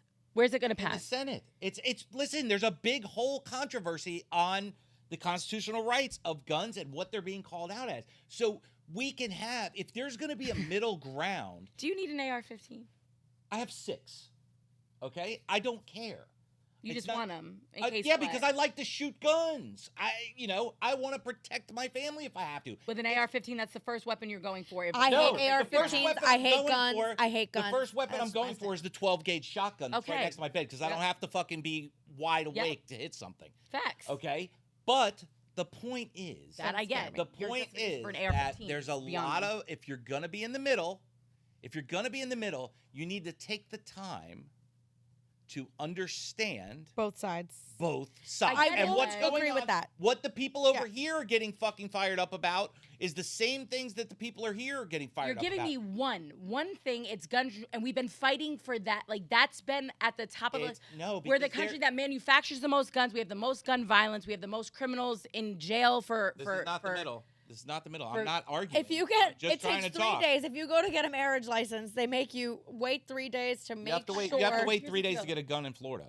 I like. Oh, I'm, do I'm, you? I'm Yes. here, I'm I here stand for a gun. corrected. I'm Okay. like I'm not anti-gunning. You know that. Len. It's not just about But guns. you're though. literally bringing up the one argument on the left. Like No. I'm over here talking about people marching and fascism. I'm trying to and make a point, and you won't let me finish. Okay, the right is getting fed other things, just like you're seeing all this violence against the LGBT community, against black people. You're seeing all this violence. The right is seeing all of this taking their guns away, all of this stuff going into the schools. we're not. Kids walking into the women's bathroom of high school because they're identifying as a girl and they're wearing a skirt and they're going in to the high school locker room of the females and harassing But them. Lenny- You're not seeing Len, that. But this side is seeing that. Oh my God. But the difference is there's legislation being passed that are stripping people of their rights. Again, trans rights, women's rights. The gun right to legislation. own guns. The gun legislation. It hasn't passed. You still have all of your rights. But it's what has on been the taken? fucking chopping block. It's right there. It's been on the chopping month block ago, for Roe versus decades, Wade my hadn't man. passed. It's been on the chopping block for decades. So has Roe and it versus never Wade happens. since The the day it NRA passed. is the most powerful lobby, or one of the most powerful lobbies next to meat and dairy, in the country. So when they actually take away AR-15s, they're not limiting the amount of guns that you can have. I'll be interested to see if it happens. I don't think it's going to happen. They've already eliminated a lot of stuff. I don't think it's in the guns, and they've also like they've what? also- Tell me what they've eliminated. What have they eliminated? They also went as far as purchasing all the ammunition that's being made in the country. The IRS bought probably, God, 10 million rounds. And it supported American businesses because we make the ammo and we make the guns. The point is, they're suppressing it in other ways. This is not. If you're gonna get in the middle, you have to understand what the right is seeing and what the left is I seeing. get all of that, but you have like you from this other perspective have one fight. You're talking about guns. I was over here just simply talking about the fact that it's spiraling, like our society. Roe versus Wade. Roe versus Wade has been on the chopping block since the day it passed in the 70s. It's been on the chopping block since the day it passed. There has not been there's been controversy about Roe versus Wade since the day it passed, and people have been trying to overturn it for 45 fucking years. It's not But you know new. why, and it But really it's has not- very little to do with what you think it has to do. But it's not. Because they're racist. It's the not- same people that I'm talking about that are marching on Charlottesville with their torches out now and their khakis. Yeah. That's the same group of people But Kimmy, that all it's have not- They don't. they have and the if they're same not, end goal. You're if they're acting not like this is actually new. marching, they don't realize how many steps close they are to being the people that are. Does that make any sense? Do you know what I'm saying? Like it's like the same people that are trying to overturn like Roe versus Wade, you're saying are the same people that are marching in fucking hoods and shit. Like I'm like, even if they aren't literally marching in hoods, the issue is that they don't realize how close they are to being the people that are. Yeah, but I think it's more. In mentality. I think Roe versus Wade's opposition is more religious based. That's the. No. That's the argument that they use. That's how they galvanize. That's how they got women to come out and go against other women. That was the issue that they used. The Venn diagram in that, if you put religion and abortion rights, the Venn diagram right in the middle is sexuality, which is something that everyone has it's also over angle. taxes. It was also over tax And exempt money. status. Like that was evangelical Christians were on the chopping block to have their tax exempt status taken because they had racist policies within their schools. Yeah. And they wanted to segregate their schools, and Congress said, listen, either fuck off and either knock it off or we're going to take away your tax exempt status. So they said, what can we do to get a little bit more power? And they needed to find something, and that is when they turned their sights on abortion rights. And because they couldn't get white Christian women in the South to overtly vote in favor of racist practices. There's a lot of things at play. Money is 100% at play with abortion. Access, and for the control, powerful, power, 100%. It's women in the workforce. It's controlling our ability Religion to get is higher education. Based in fear, and so much of sexuality is tied to religion, holding out for marriage, purity in the eyes of God, all of that kind of stuff. Religion is the tactic in order to convince people that abortion is bad. So therefore also they don't make money off of these independent clinics. They make money off of women carrying a baby to term for 9 months and then raising the baby. That's really what it is too. Money in the cure. But I think sexuality is there because that's a mental tactic. You know, like so many people that were raised in Christian, Protestant, very religious households. Sexuality was challenged, waiting until marriage, purity, masturbation, all of these things. So religion is the tactic to brainwash them to think abortion is dirty, right? Because you fucked too soon. You need an abortion. Yeah, you're gonna It's a go blind tactic. if you masturbate. Correct. And that's predominantly, Yeah. unfortunately. Which is why most Tactic, men lose tactic. sight in their It's 40s. also, and it's control over the masses, which religion has always. That's had. it. It's But also the people keeping that women are down. In power. It's about the money. Ask the Catholic Church. Sorry, Catholic Church. Oh, fuck the Catholic Church. If we make this a clip. That is a clip. Fuck the Catholic Church. But And also thank you to the Catholic Church, because it's the reason I am the way I am as a feminist woman and comedian today, because it's like I'm so glad I'm so glad I'm freed from what was attempted to be shoved into my face, and that I was just able to navigate that shit on my so own. you're fully aware of the shoving down the throat of something. Of something, yeah. Gotcha. And I didn't mean that in a sexual way at all. Sorry. No, I didn't. I should have clarified. Well, No, I there's didn't think two that way. guys in the You room. know, took I it was, that way. but anyway, listen, I know that this conversation has gotten derailed. Len, I'd rather put abortion rights and gun rights on the same playing field in the sense of the amount of time we've been fighting for them. I think that that's probably a better example, and I got a little heated just because we were talking about the 30s and the 40s and Nazi. I'm more concerned with that. I'm not concerned with us having good fights about about democratic things. I don't want to see our country digress to what it was in the 20s, which is a lot of people would like. That's not what I want for our country. Yeah. Very scary, and it can happen very quickly. You have to be educated and thoughtful about how you change our future. But Lenny, I have to go back though, because you're talking about gun control, and literally the Supreme Court just passed some of the most lenient, like with constitutional carry. So it's like while you've got the Senate fighting over AR-15s, the Supreme Court literally just said anything less than constitutional carry, because it was New York was on the chopping block, is pretty much a violation of your Second Amendment rights. So once again, while they're coming for one angle of it, gun rights are actually being expanded. You're talking about two different extremes of government. You have the Democratic Party coming after guns based on people getting killed by guns, and then you have the Supreme Court, which we clearly know is far right, saying, "Hey, constitutional carry is constitutional carry." You know, but what I think the hypocrisy lies in is constitutional and upholding constitutional rights is perfectly fine when it comes to the gun. Constitutional rights when it comes to bodily autonomy or marriage, that's the issue. Yeah. So if we're going to make the Constitution the end Be all, all, be all, yeah. then okay, yes, keep your guns. But that's the point. Let me marry who I want. The point. Let me. The lowest hanging fruit was Roe versus Wade, and if they can get away with Roe versus Wade, and they can set precedent on changing the constitutional rights of women, amending the constitutional rights of women. Yeah, but now you're going to have to wait that they either expand the Supreme Court. I will agree with that, and that I think that it was Roe versus Wade was low-hanging fruit. Women, people of color, people in lower middle class, that's what it all affected. It was the easiest thing, the most controversial sexual thing. It was the easiest thing for them to go get people to rally around. I think in the most evil sense, they thought if we can overturn this and we can actually successfully amend a constitutional right, they were like, now we can do whatever the fuck you put any issue on the table. Abortion was the scapegoat. Oh, we were able to do that? Fuck that fucking Constitution. We can do whatever we want. Yeah. So terrifying. Here's my terrifying. Point. Here's my point. The reason that gun control and the right to bear arms is so difficult to overturn is because there's so many people on both sides that bear arms. I would bet 80% of the people in this country have a gun. It's also part of the original Constitution. 80% it's never been rewritten. of It's like the it's the number two. It's the second thing they wrote. Insane. 80% of the people in this country have a gun. So if you want to get Roe versus Wade put back the way it was, you have to make people understand why it was done. It was not overturned because people have a problem with abortion.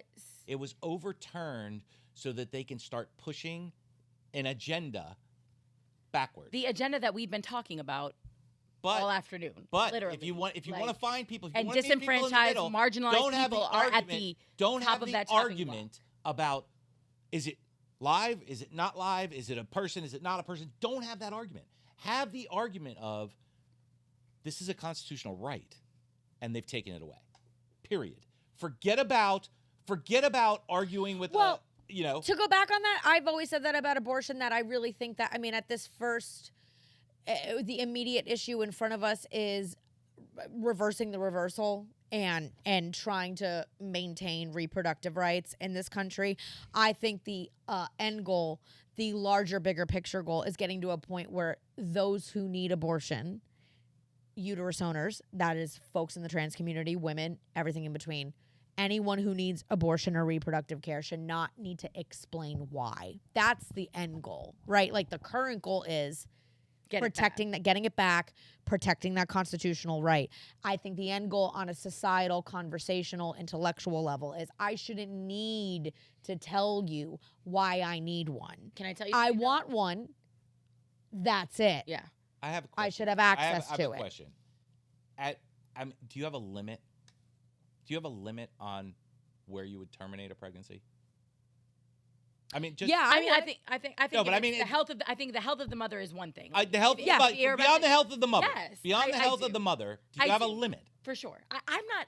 I'm just curious because As that's someone that's got to be part of that argument. As someone who's had 2 abortions, 100%, barring any issues to my health or the baby's health or both, if I knew there was a heartbeat and a baby inside of me, I would, because I know how hard and traumatizing and heartbreaking it was both times to even know that I was terminating a pregnancy, period. Mm-hmm.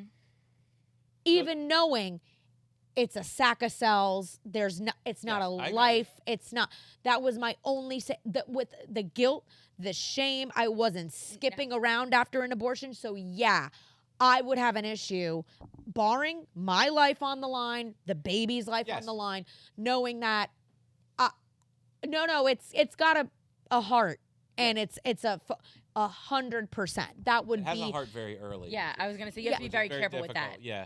Well, but it's Hard is that, like, mine were all within 6 to 8 weeks when it's But you're lucky. gestational, Can I and I'm lucky that that's what Well, the situation. It's was. also, but again, that goes back to education.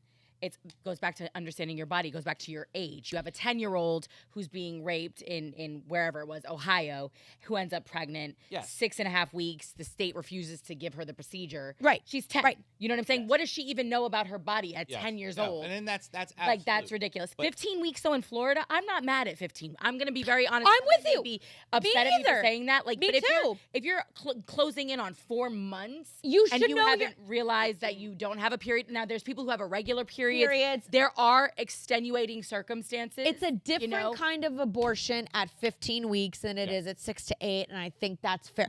I am with you on that too. I'm like 15 But like weeks then when they're pushing 20, into a second 20 and trimester. 24, that like needs to be part of your argument. That needs Well, to be. yeah. That needs to be. But it needs to be part of, because when you come off as just saying abortion is okay, but but yeah. when you don't reiterate, people automatically get in their head that you don't care. You'll have an abortion at 9 Well, and months. that's the narrative that they spin. Yes, that's but- what they but say. They're out that's why here. I'm telling They're you. out here killing babies that are 9 months. Right, That are nobody's literally about saying- to be born and chopping off their heads. You're No, like, nobody's saying third trimester. You're all of a sudden like, fuck this. I don't want to be Yeah, pregnant yeah. anymore. That obviously comes with the. Obviously Listen, and is a also big on one word. hand, I'm like, but your fucking body. On the other hand, I'm like, well, you're in a third trimester, and you're at that point, let them take it out and like let them and- take and the, adoption. and Have give it the away baby, for have it adoption. adopted, yeah. Like, that's a you're not hiding completely it anymore. I mean, Yes. for God's sakes, we all know. different. I don't, and that sounds. It's just But- that's comparing apples and fucking But all I'm- celery. all That's I'm like saying it's to you- it's. All I'm but I saying understand to what you're you saying. Is this whole conversation we had, that never came up. And if that never comes up, then people don't understand that there's a middle. Because from the conversation we had, you're all about this, but you're not. You know what I mean? Does that make sense? I hear you. I hear that. I received that. I perceive that. No, I Abortion do. I get that. Like, it's like I didn't think about that. That somebody may be like, oh, so you think it's okay? You're so pro-abortion. You think it's okay to have an abortion in the third trimester? And I would Yes. be like, whoa, Brittany, whoa. you That's realize, automatically what though, people think. like to the people who don't think like we think. Yeah. And that's the That's narrative. what they think. That's the literature they see. That's Beheading the baby. Yes. I literally have gotten limbs get ripped off of the baby, and I was like, where did you learn that? Like, I was well, none like, of that. They would have you believing that that is what every abortion is. That Yes. majority of So- abortions Right. are late term, full blown. Yes. I'm out here Yes. cradling my belly one day, and the next day I'm literally 100%. putting And my murder my child or in the not or trash. whatever, of course, if for me, from someone who's had them, if it were that far along in my pregnancy and they were like, there's a baby inside of a life, a brain, Yeah. a heart, lungs. When you look at that, Yeah. sonogram Hey, no. and you If see it can that, survive outside Side of of the you? mother, that's 30 weeks, 28 weeks. that's pretty. I mean, at that point, it's one of those situations Some where can it's survive early. That's an entire life that is living on its own that should be able to make choices for itself the same Yeah. way you can make choices for I mean, yourself. but outside That's of that, wild to it's- say, but it's true. I hate to say, on the flip side of that, babies are viruses in the But- sense that they need a host. They need something for the most part to feed, to live off of. They live off of their mother. Yeah. So they live off of the person whose uterus. Yes, but they're that's got to be part of your argument. that's got to be part of your speech. Also has to be Gotta part of the argument about medical issues coming Yes, up because it's- people don't understand Well, that and they don't it care. could be It second can't just be, trimester. I'm pro-abortion or I'm pro-choice Well, or I'm, and you know, it has to be. But Len, you'll I never am get to the middle. pro healthy, safe. What is the medical term for well, and then pre-gestation? Yeah. Whatever Whatever it is. it is. Whatever at some abortion. level. you also run into the issues, and people will say that that's a slippery slope when you start putting parameters on things. And I understand that because that was always what the argument was. If you start limiting, you know, if you start putting weeks on it, if you start giving timelines, well, then that opens up the door, you know, for the argument about when is it a bit like. So that was always the reason why people just said it should be legal across the board. But the other thing is, you know, if you're in a violent and abusive relationship, maybe you can't access abortion care. So now that's a problem. Maybe it goes on and, you know, it goes further and further and further. So by the time you're able to get out, like those are all the arguments. It's that also not that people- easy to travel state lines, which is something that keeps coming up, and people Well, they're are trying just to like ban people from traveling. That's that too, and amazing. period tracking apps and seeing that you traveled. And or I pulling know your this search seems history to see extreme if and you crazy, Google- but in a state like Texas, they're doing that shit. Oh. They're tracking period, and not only Texas, like it's like, and it's not that easy. It's not just, especially now that like you have put a time crunch on it, and Roe versus Wade has been overturned. Women that were on the fence have been flooding clinics and making that now the choice is even clearer to them to do that thing. It's not that easy to like run to another state, get an abortion, and oh, it's all hunky dory in 5 days, and you're fine. That's And you it. saw what Indiana did. Yeah. Indiana literally banned. Also, what about abortion, barring, emotionally- I think incest and whatever, and that was a state the little girl that was in Ohio actually went to because at the time they had more lenient laws. Yeah. Until it passed through the Senate, so that was where she was able to go. But I mean, the fact that women could be barred from traveling within the United States of America, like this is Crazy. a very real thing. Like, and 200 Republicans in the House of Representatives in Washington D.C. voted against putting a ban on banning travel for abortion rights. I know that sounded like a lot of double talk, but basically 200 Republicans voted down party lines to basically say that states should have the right to ban their citizens from traveling to another state within the union to receive medical care. Yeah. That's wild. And again, it goes back to how many people know that. These are the people that you elected in your state. So you might be in Massachusetts and thinking, oh, we're good to go. But you've got a Republican, one of your Republican representatives from some random district is sitting there in Washington.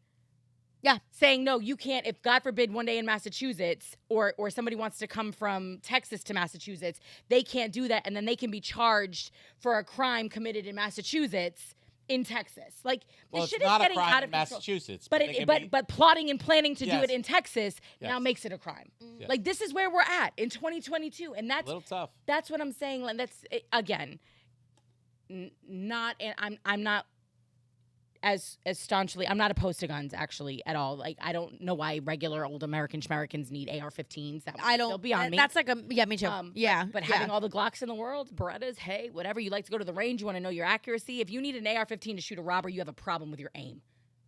I'm with you. I mean, I'm just whatever. AR-15s for me feel extreme. That's a conversation for another episode. Yes, but for that's sure. but it like, feels extreme. I'm to not me. coming for that. We brought Brittany in for the abortion conversation, but the bigger conversation and what really does scare me is how quickly we have got. I know that these are always issues, Len, and you and I agree on that fundamentally. These are problems and things that have always existed in this country.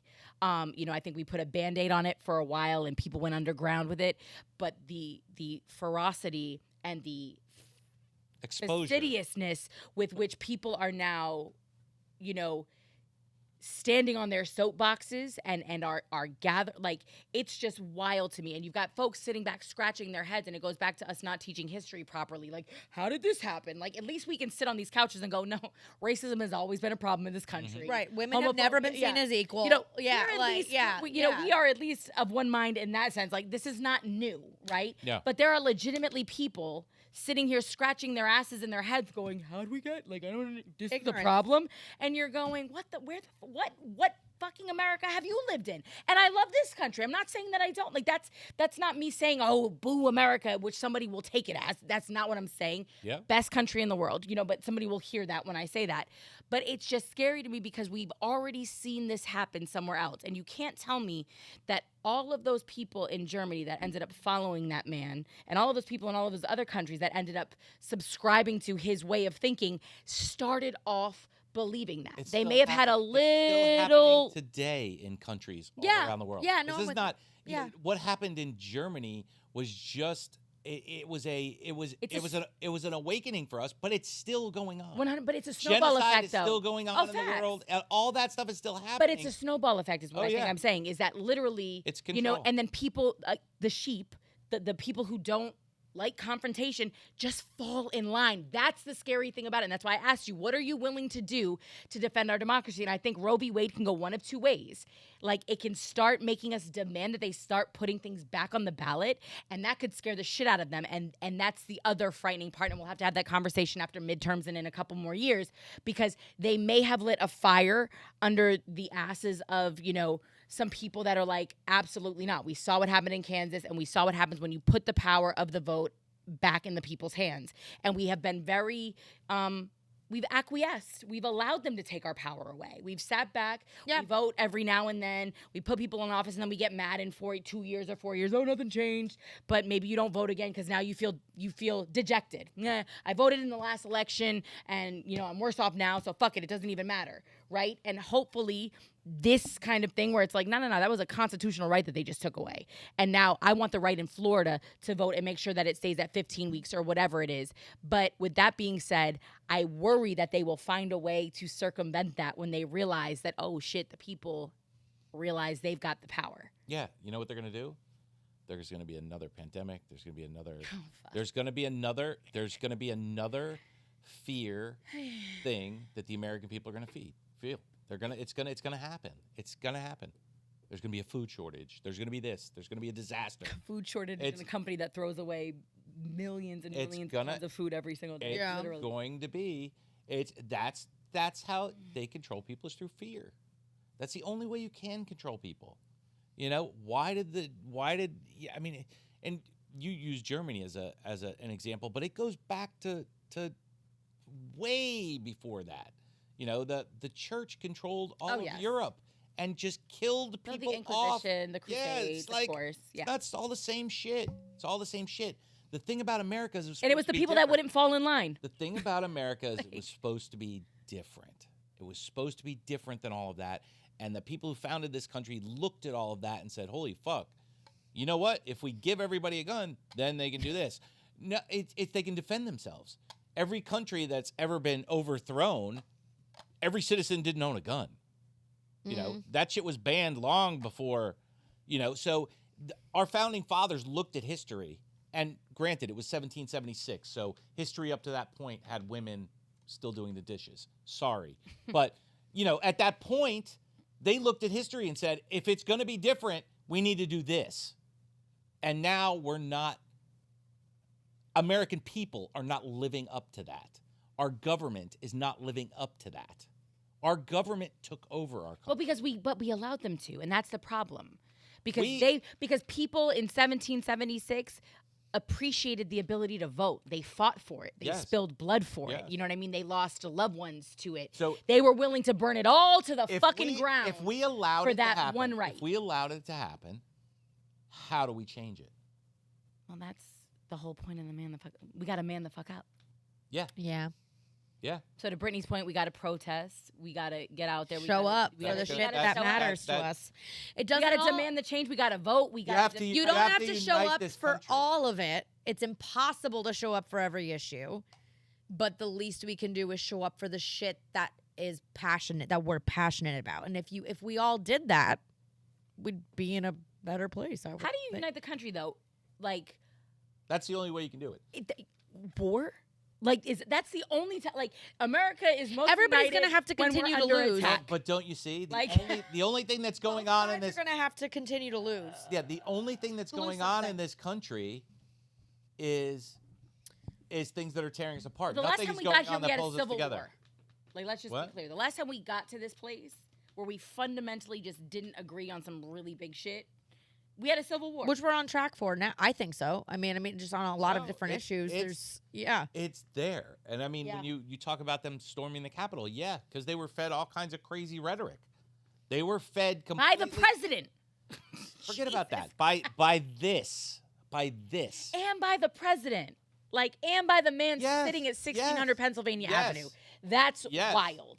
Yes. That's wild. It's- We have never, it's ever very- had a leader It's very compromise true. our But democracy like that. You see but our democracy, that's I get it. I know that's where you're that's going. we're talking in that's a circles. relative term. I get it. It's We're circles. Talking in circles. We're talking All in right, circles. we better wrap this up. Yes, 'cause- we better. I have to pee. Me too. Me too. That That shot That of tequila hit. Yeah. Yeah, that shot of tequila has been She's like sitting. fidgeting. Yeah. Oh. I'm like, oh no, I'm on track for another UTI. Oh no. Not again. Well, yeah. listen, I'm sure people will have questions and comments galore. Hit me with they it. watch this, and so obviously you're welcome back anytime. Yay. Something pisses you off on social media, come on in. You want to just come and I crack love jokes. the haters. I don't know. Maybe we should have Brittany just come sit in sometimes with other guests, so she can be like the comedic relief. Yeah. Yeah. Yeah. Yeah. that Just works. crack jokes about everything that's getting talked Anyway, about. give out your social media, my love. Hi, Brittany Brave on Instagram. It's spelled Brittany. There's a million different ways to spell Brittany. This is the correct one. Brave. It's a real American last name. Brittany Brave. Patriotic. She sings And very patriotic songs. I'm just kidding. I would. I'd be more famous. And Britt Brave on Twitter. Brittany Brave comedy everywhere else. Yeah. Couldn't it just get one name? I wish I You need to could, work on but that. it couldn't. Make a little more money, and then you can buy it back if. someone does I it. wish I could fit Brittany Brave as one character off on Twitter. You should just go by Be Brave. That's somehow even more American. It's so like Bald Eagle, Brittany Bald Eagle. It's like, yeah. Anyways, hello, Brittany Brave. I'm gonna pee on myself. Listen. So much. Like, subscribe, you're gonna pee share, on my follow. couch, We're on YouTube. Listen, it's leather. We can wipe it off. And also, it's a casting couch. Peeing on it Hello, is that's accepted. probably the best thing that's happened. That's a on this. fetish in Actually, some Kim, places. Shut up! You're just making me want to I need to just Ah! shower and throw my clothes in the wash. Now that you say all of that, We all are Like- going to hell. like, subscribe, share, follow, leave your comments. We love to highlight them and then bring guests back and address the things that you were concerned about or felt passionately about. If you didn't check out episode 30 with Grant Cardone, you are missing out. Do that like ASAP. Also, we've had our girl Misty Eyes on. We had Kendra Geronimo, sex trafficking survivor, back on to address questions and comments. So season 2 definitely off to a great start. And Woo. now we've added Miss Brittany Brave for her second appearance. So good stuff. We'll see you next time, Len. Any parting words, or are you good? I'm good.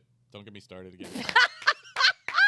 He's like, I'm out of words. I'm a man. Done. I've run out of words. Done. That's All it. we can say is it's time to ManTFUp, people.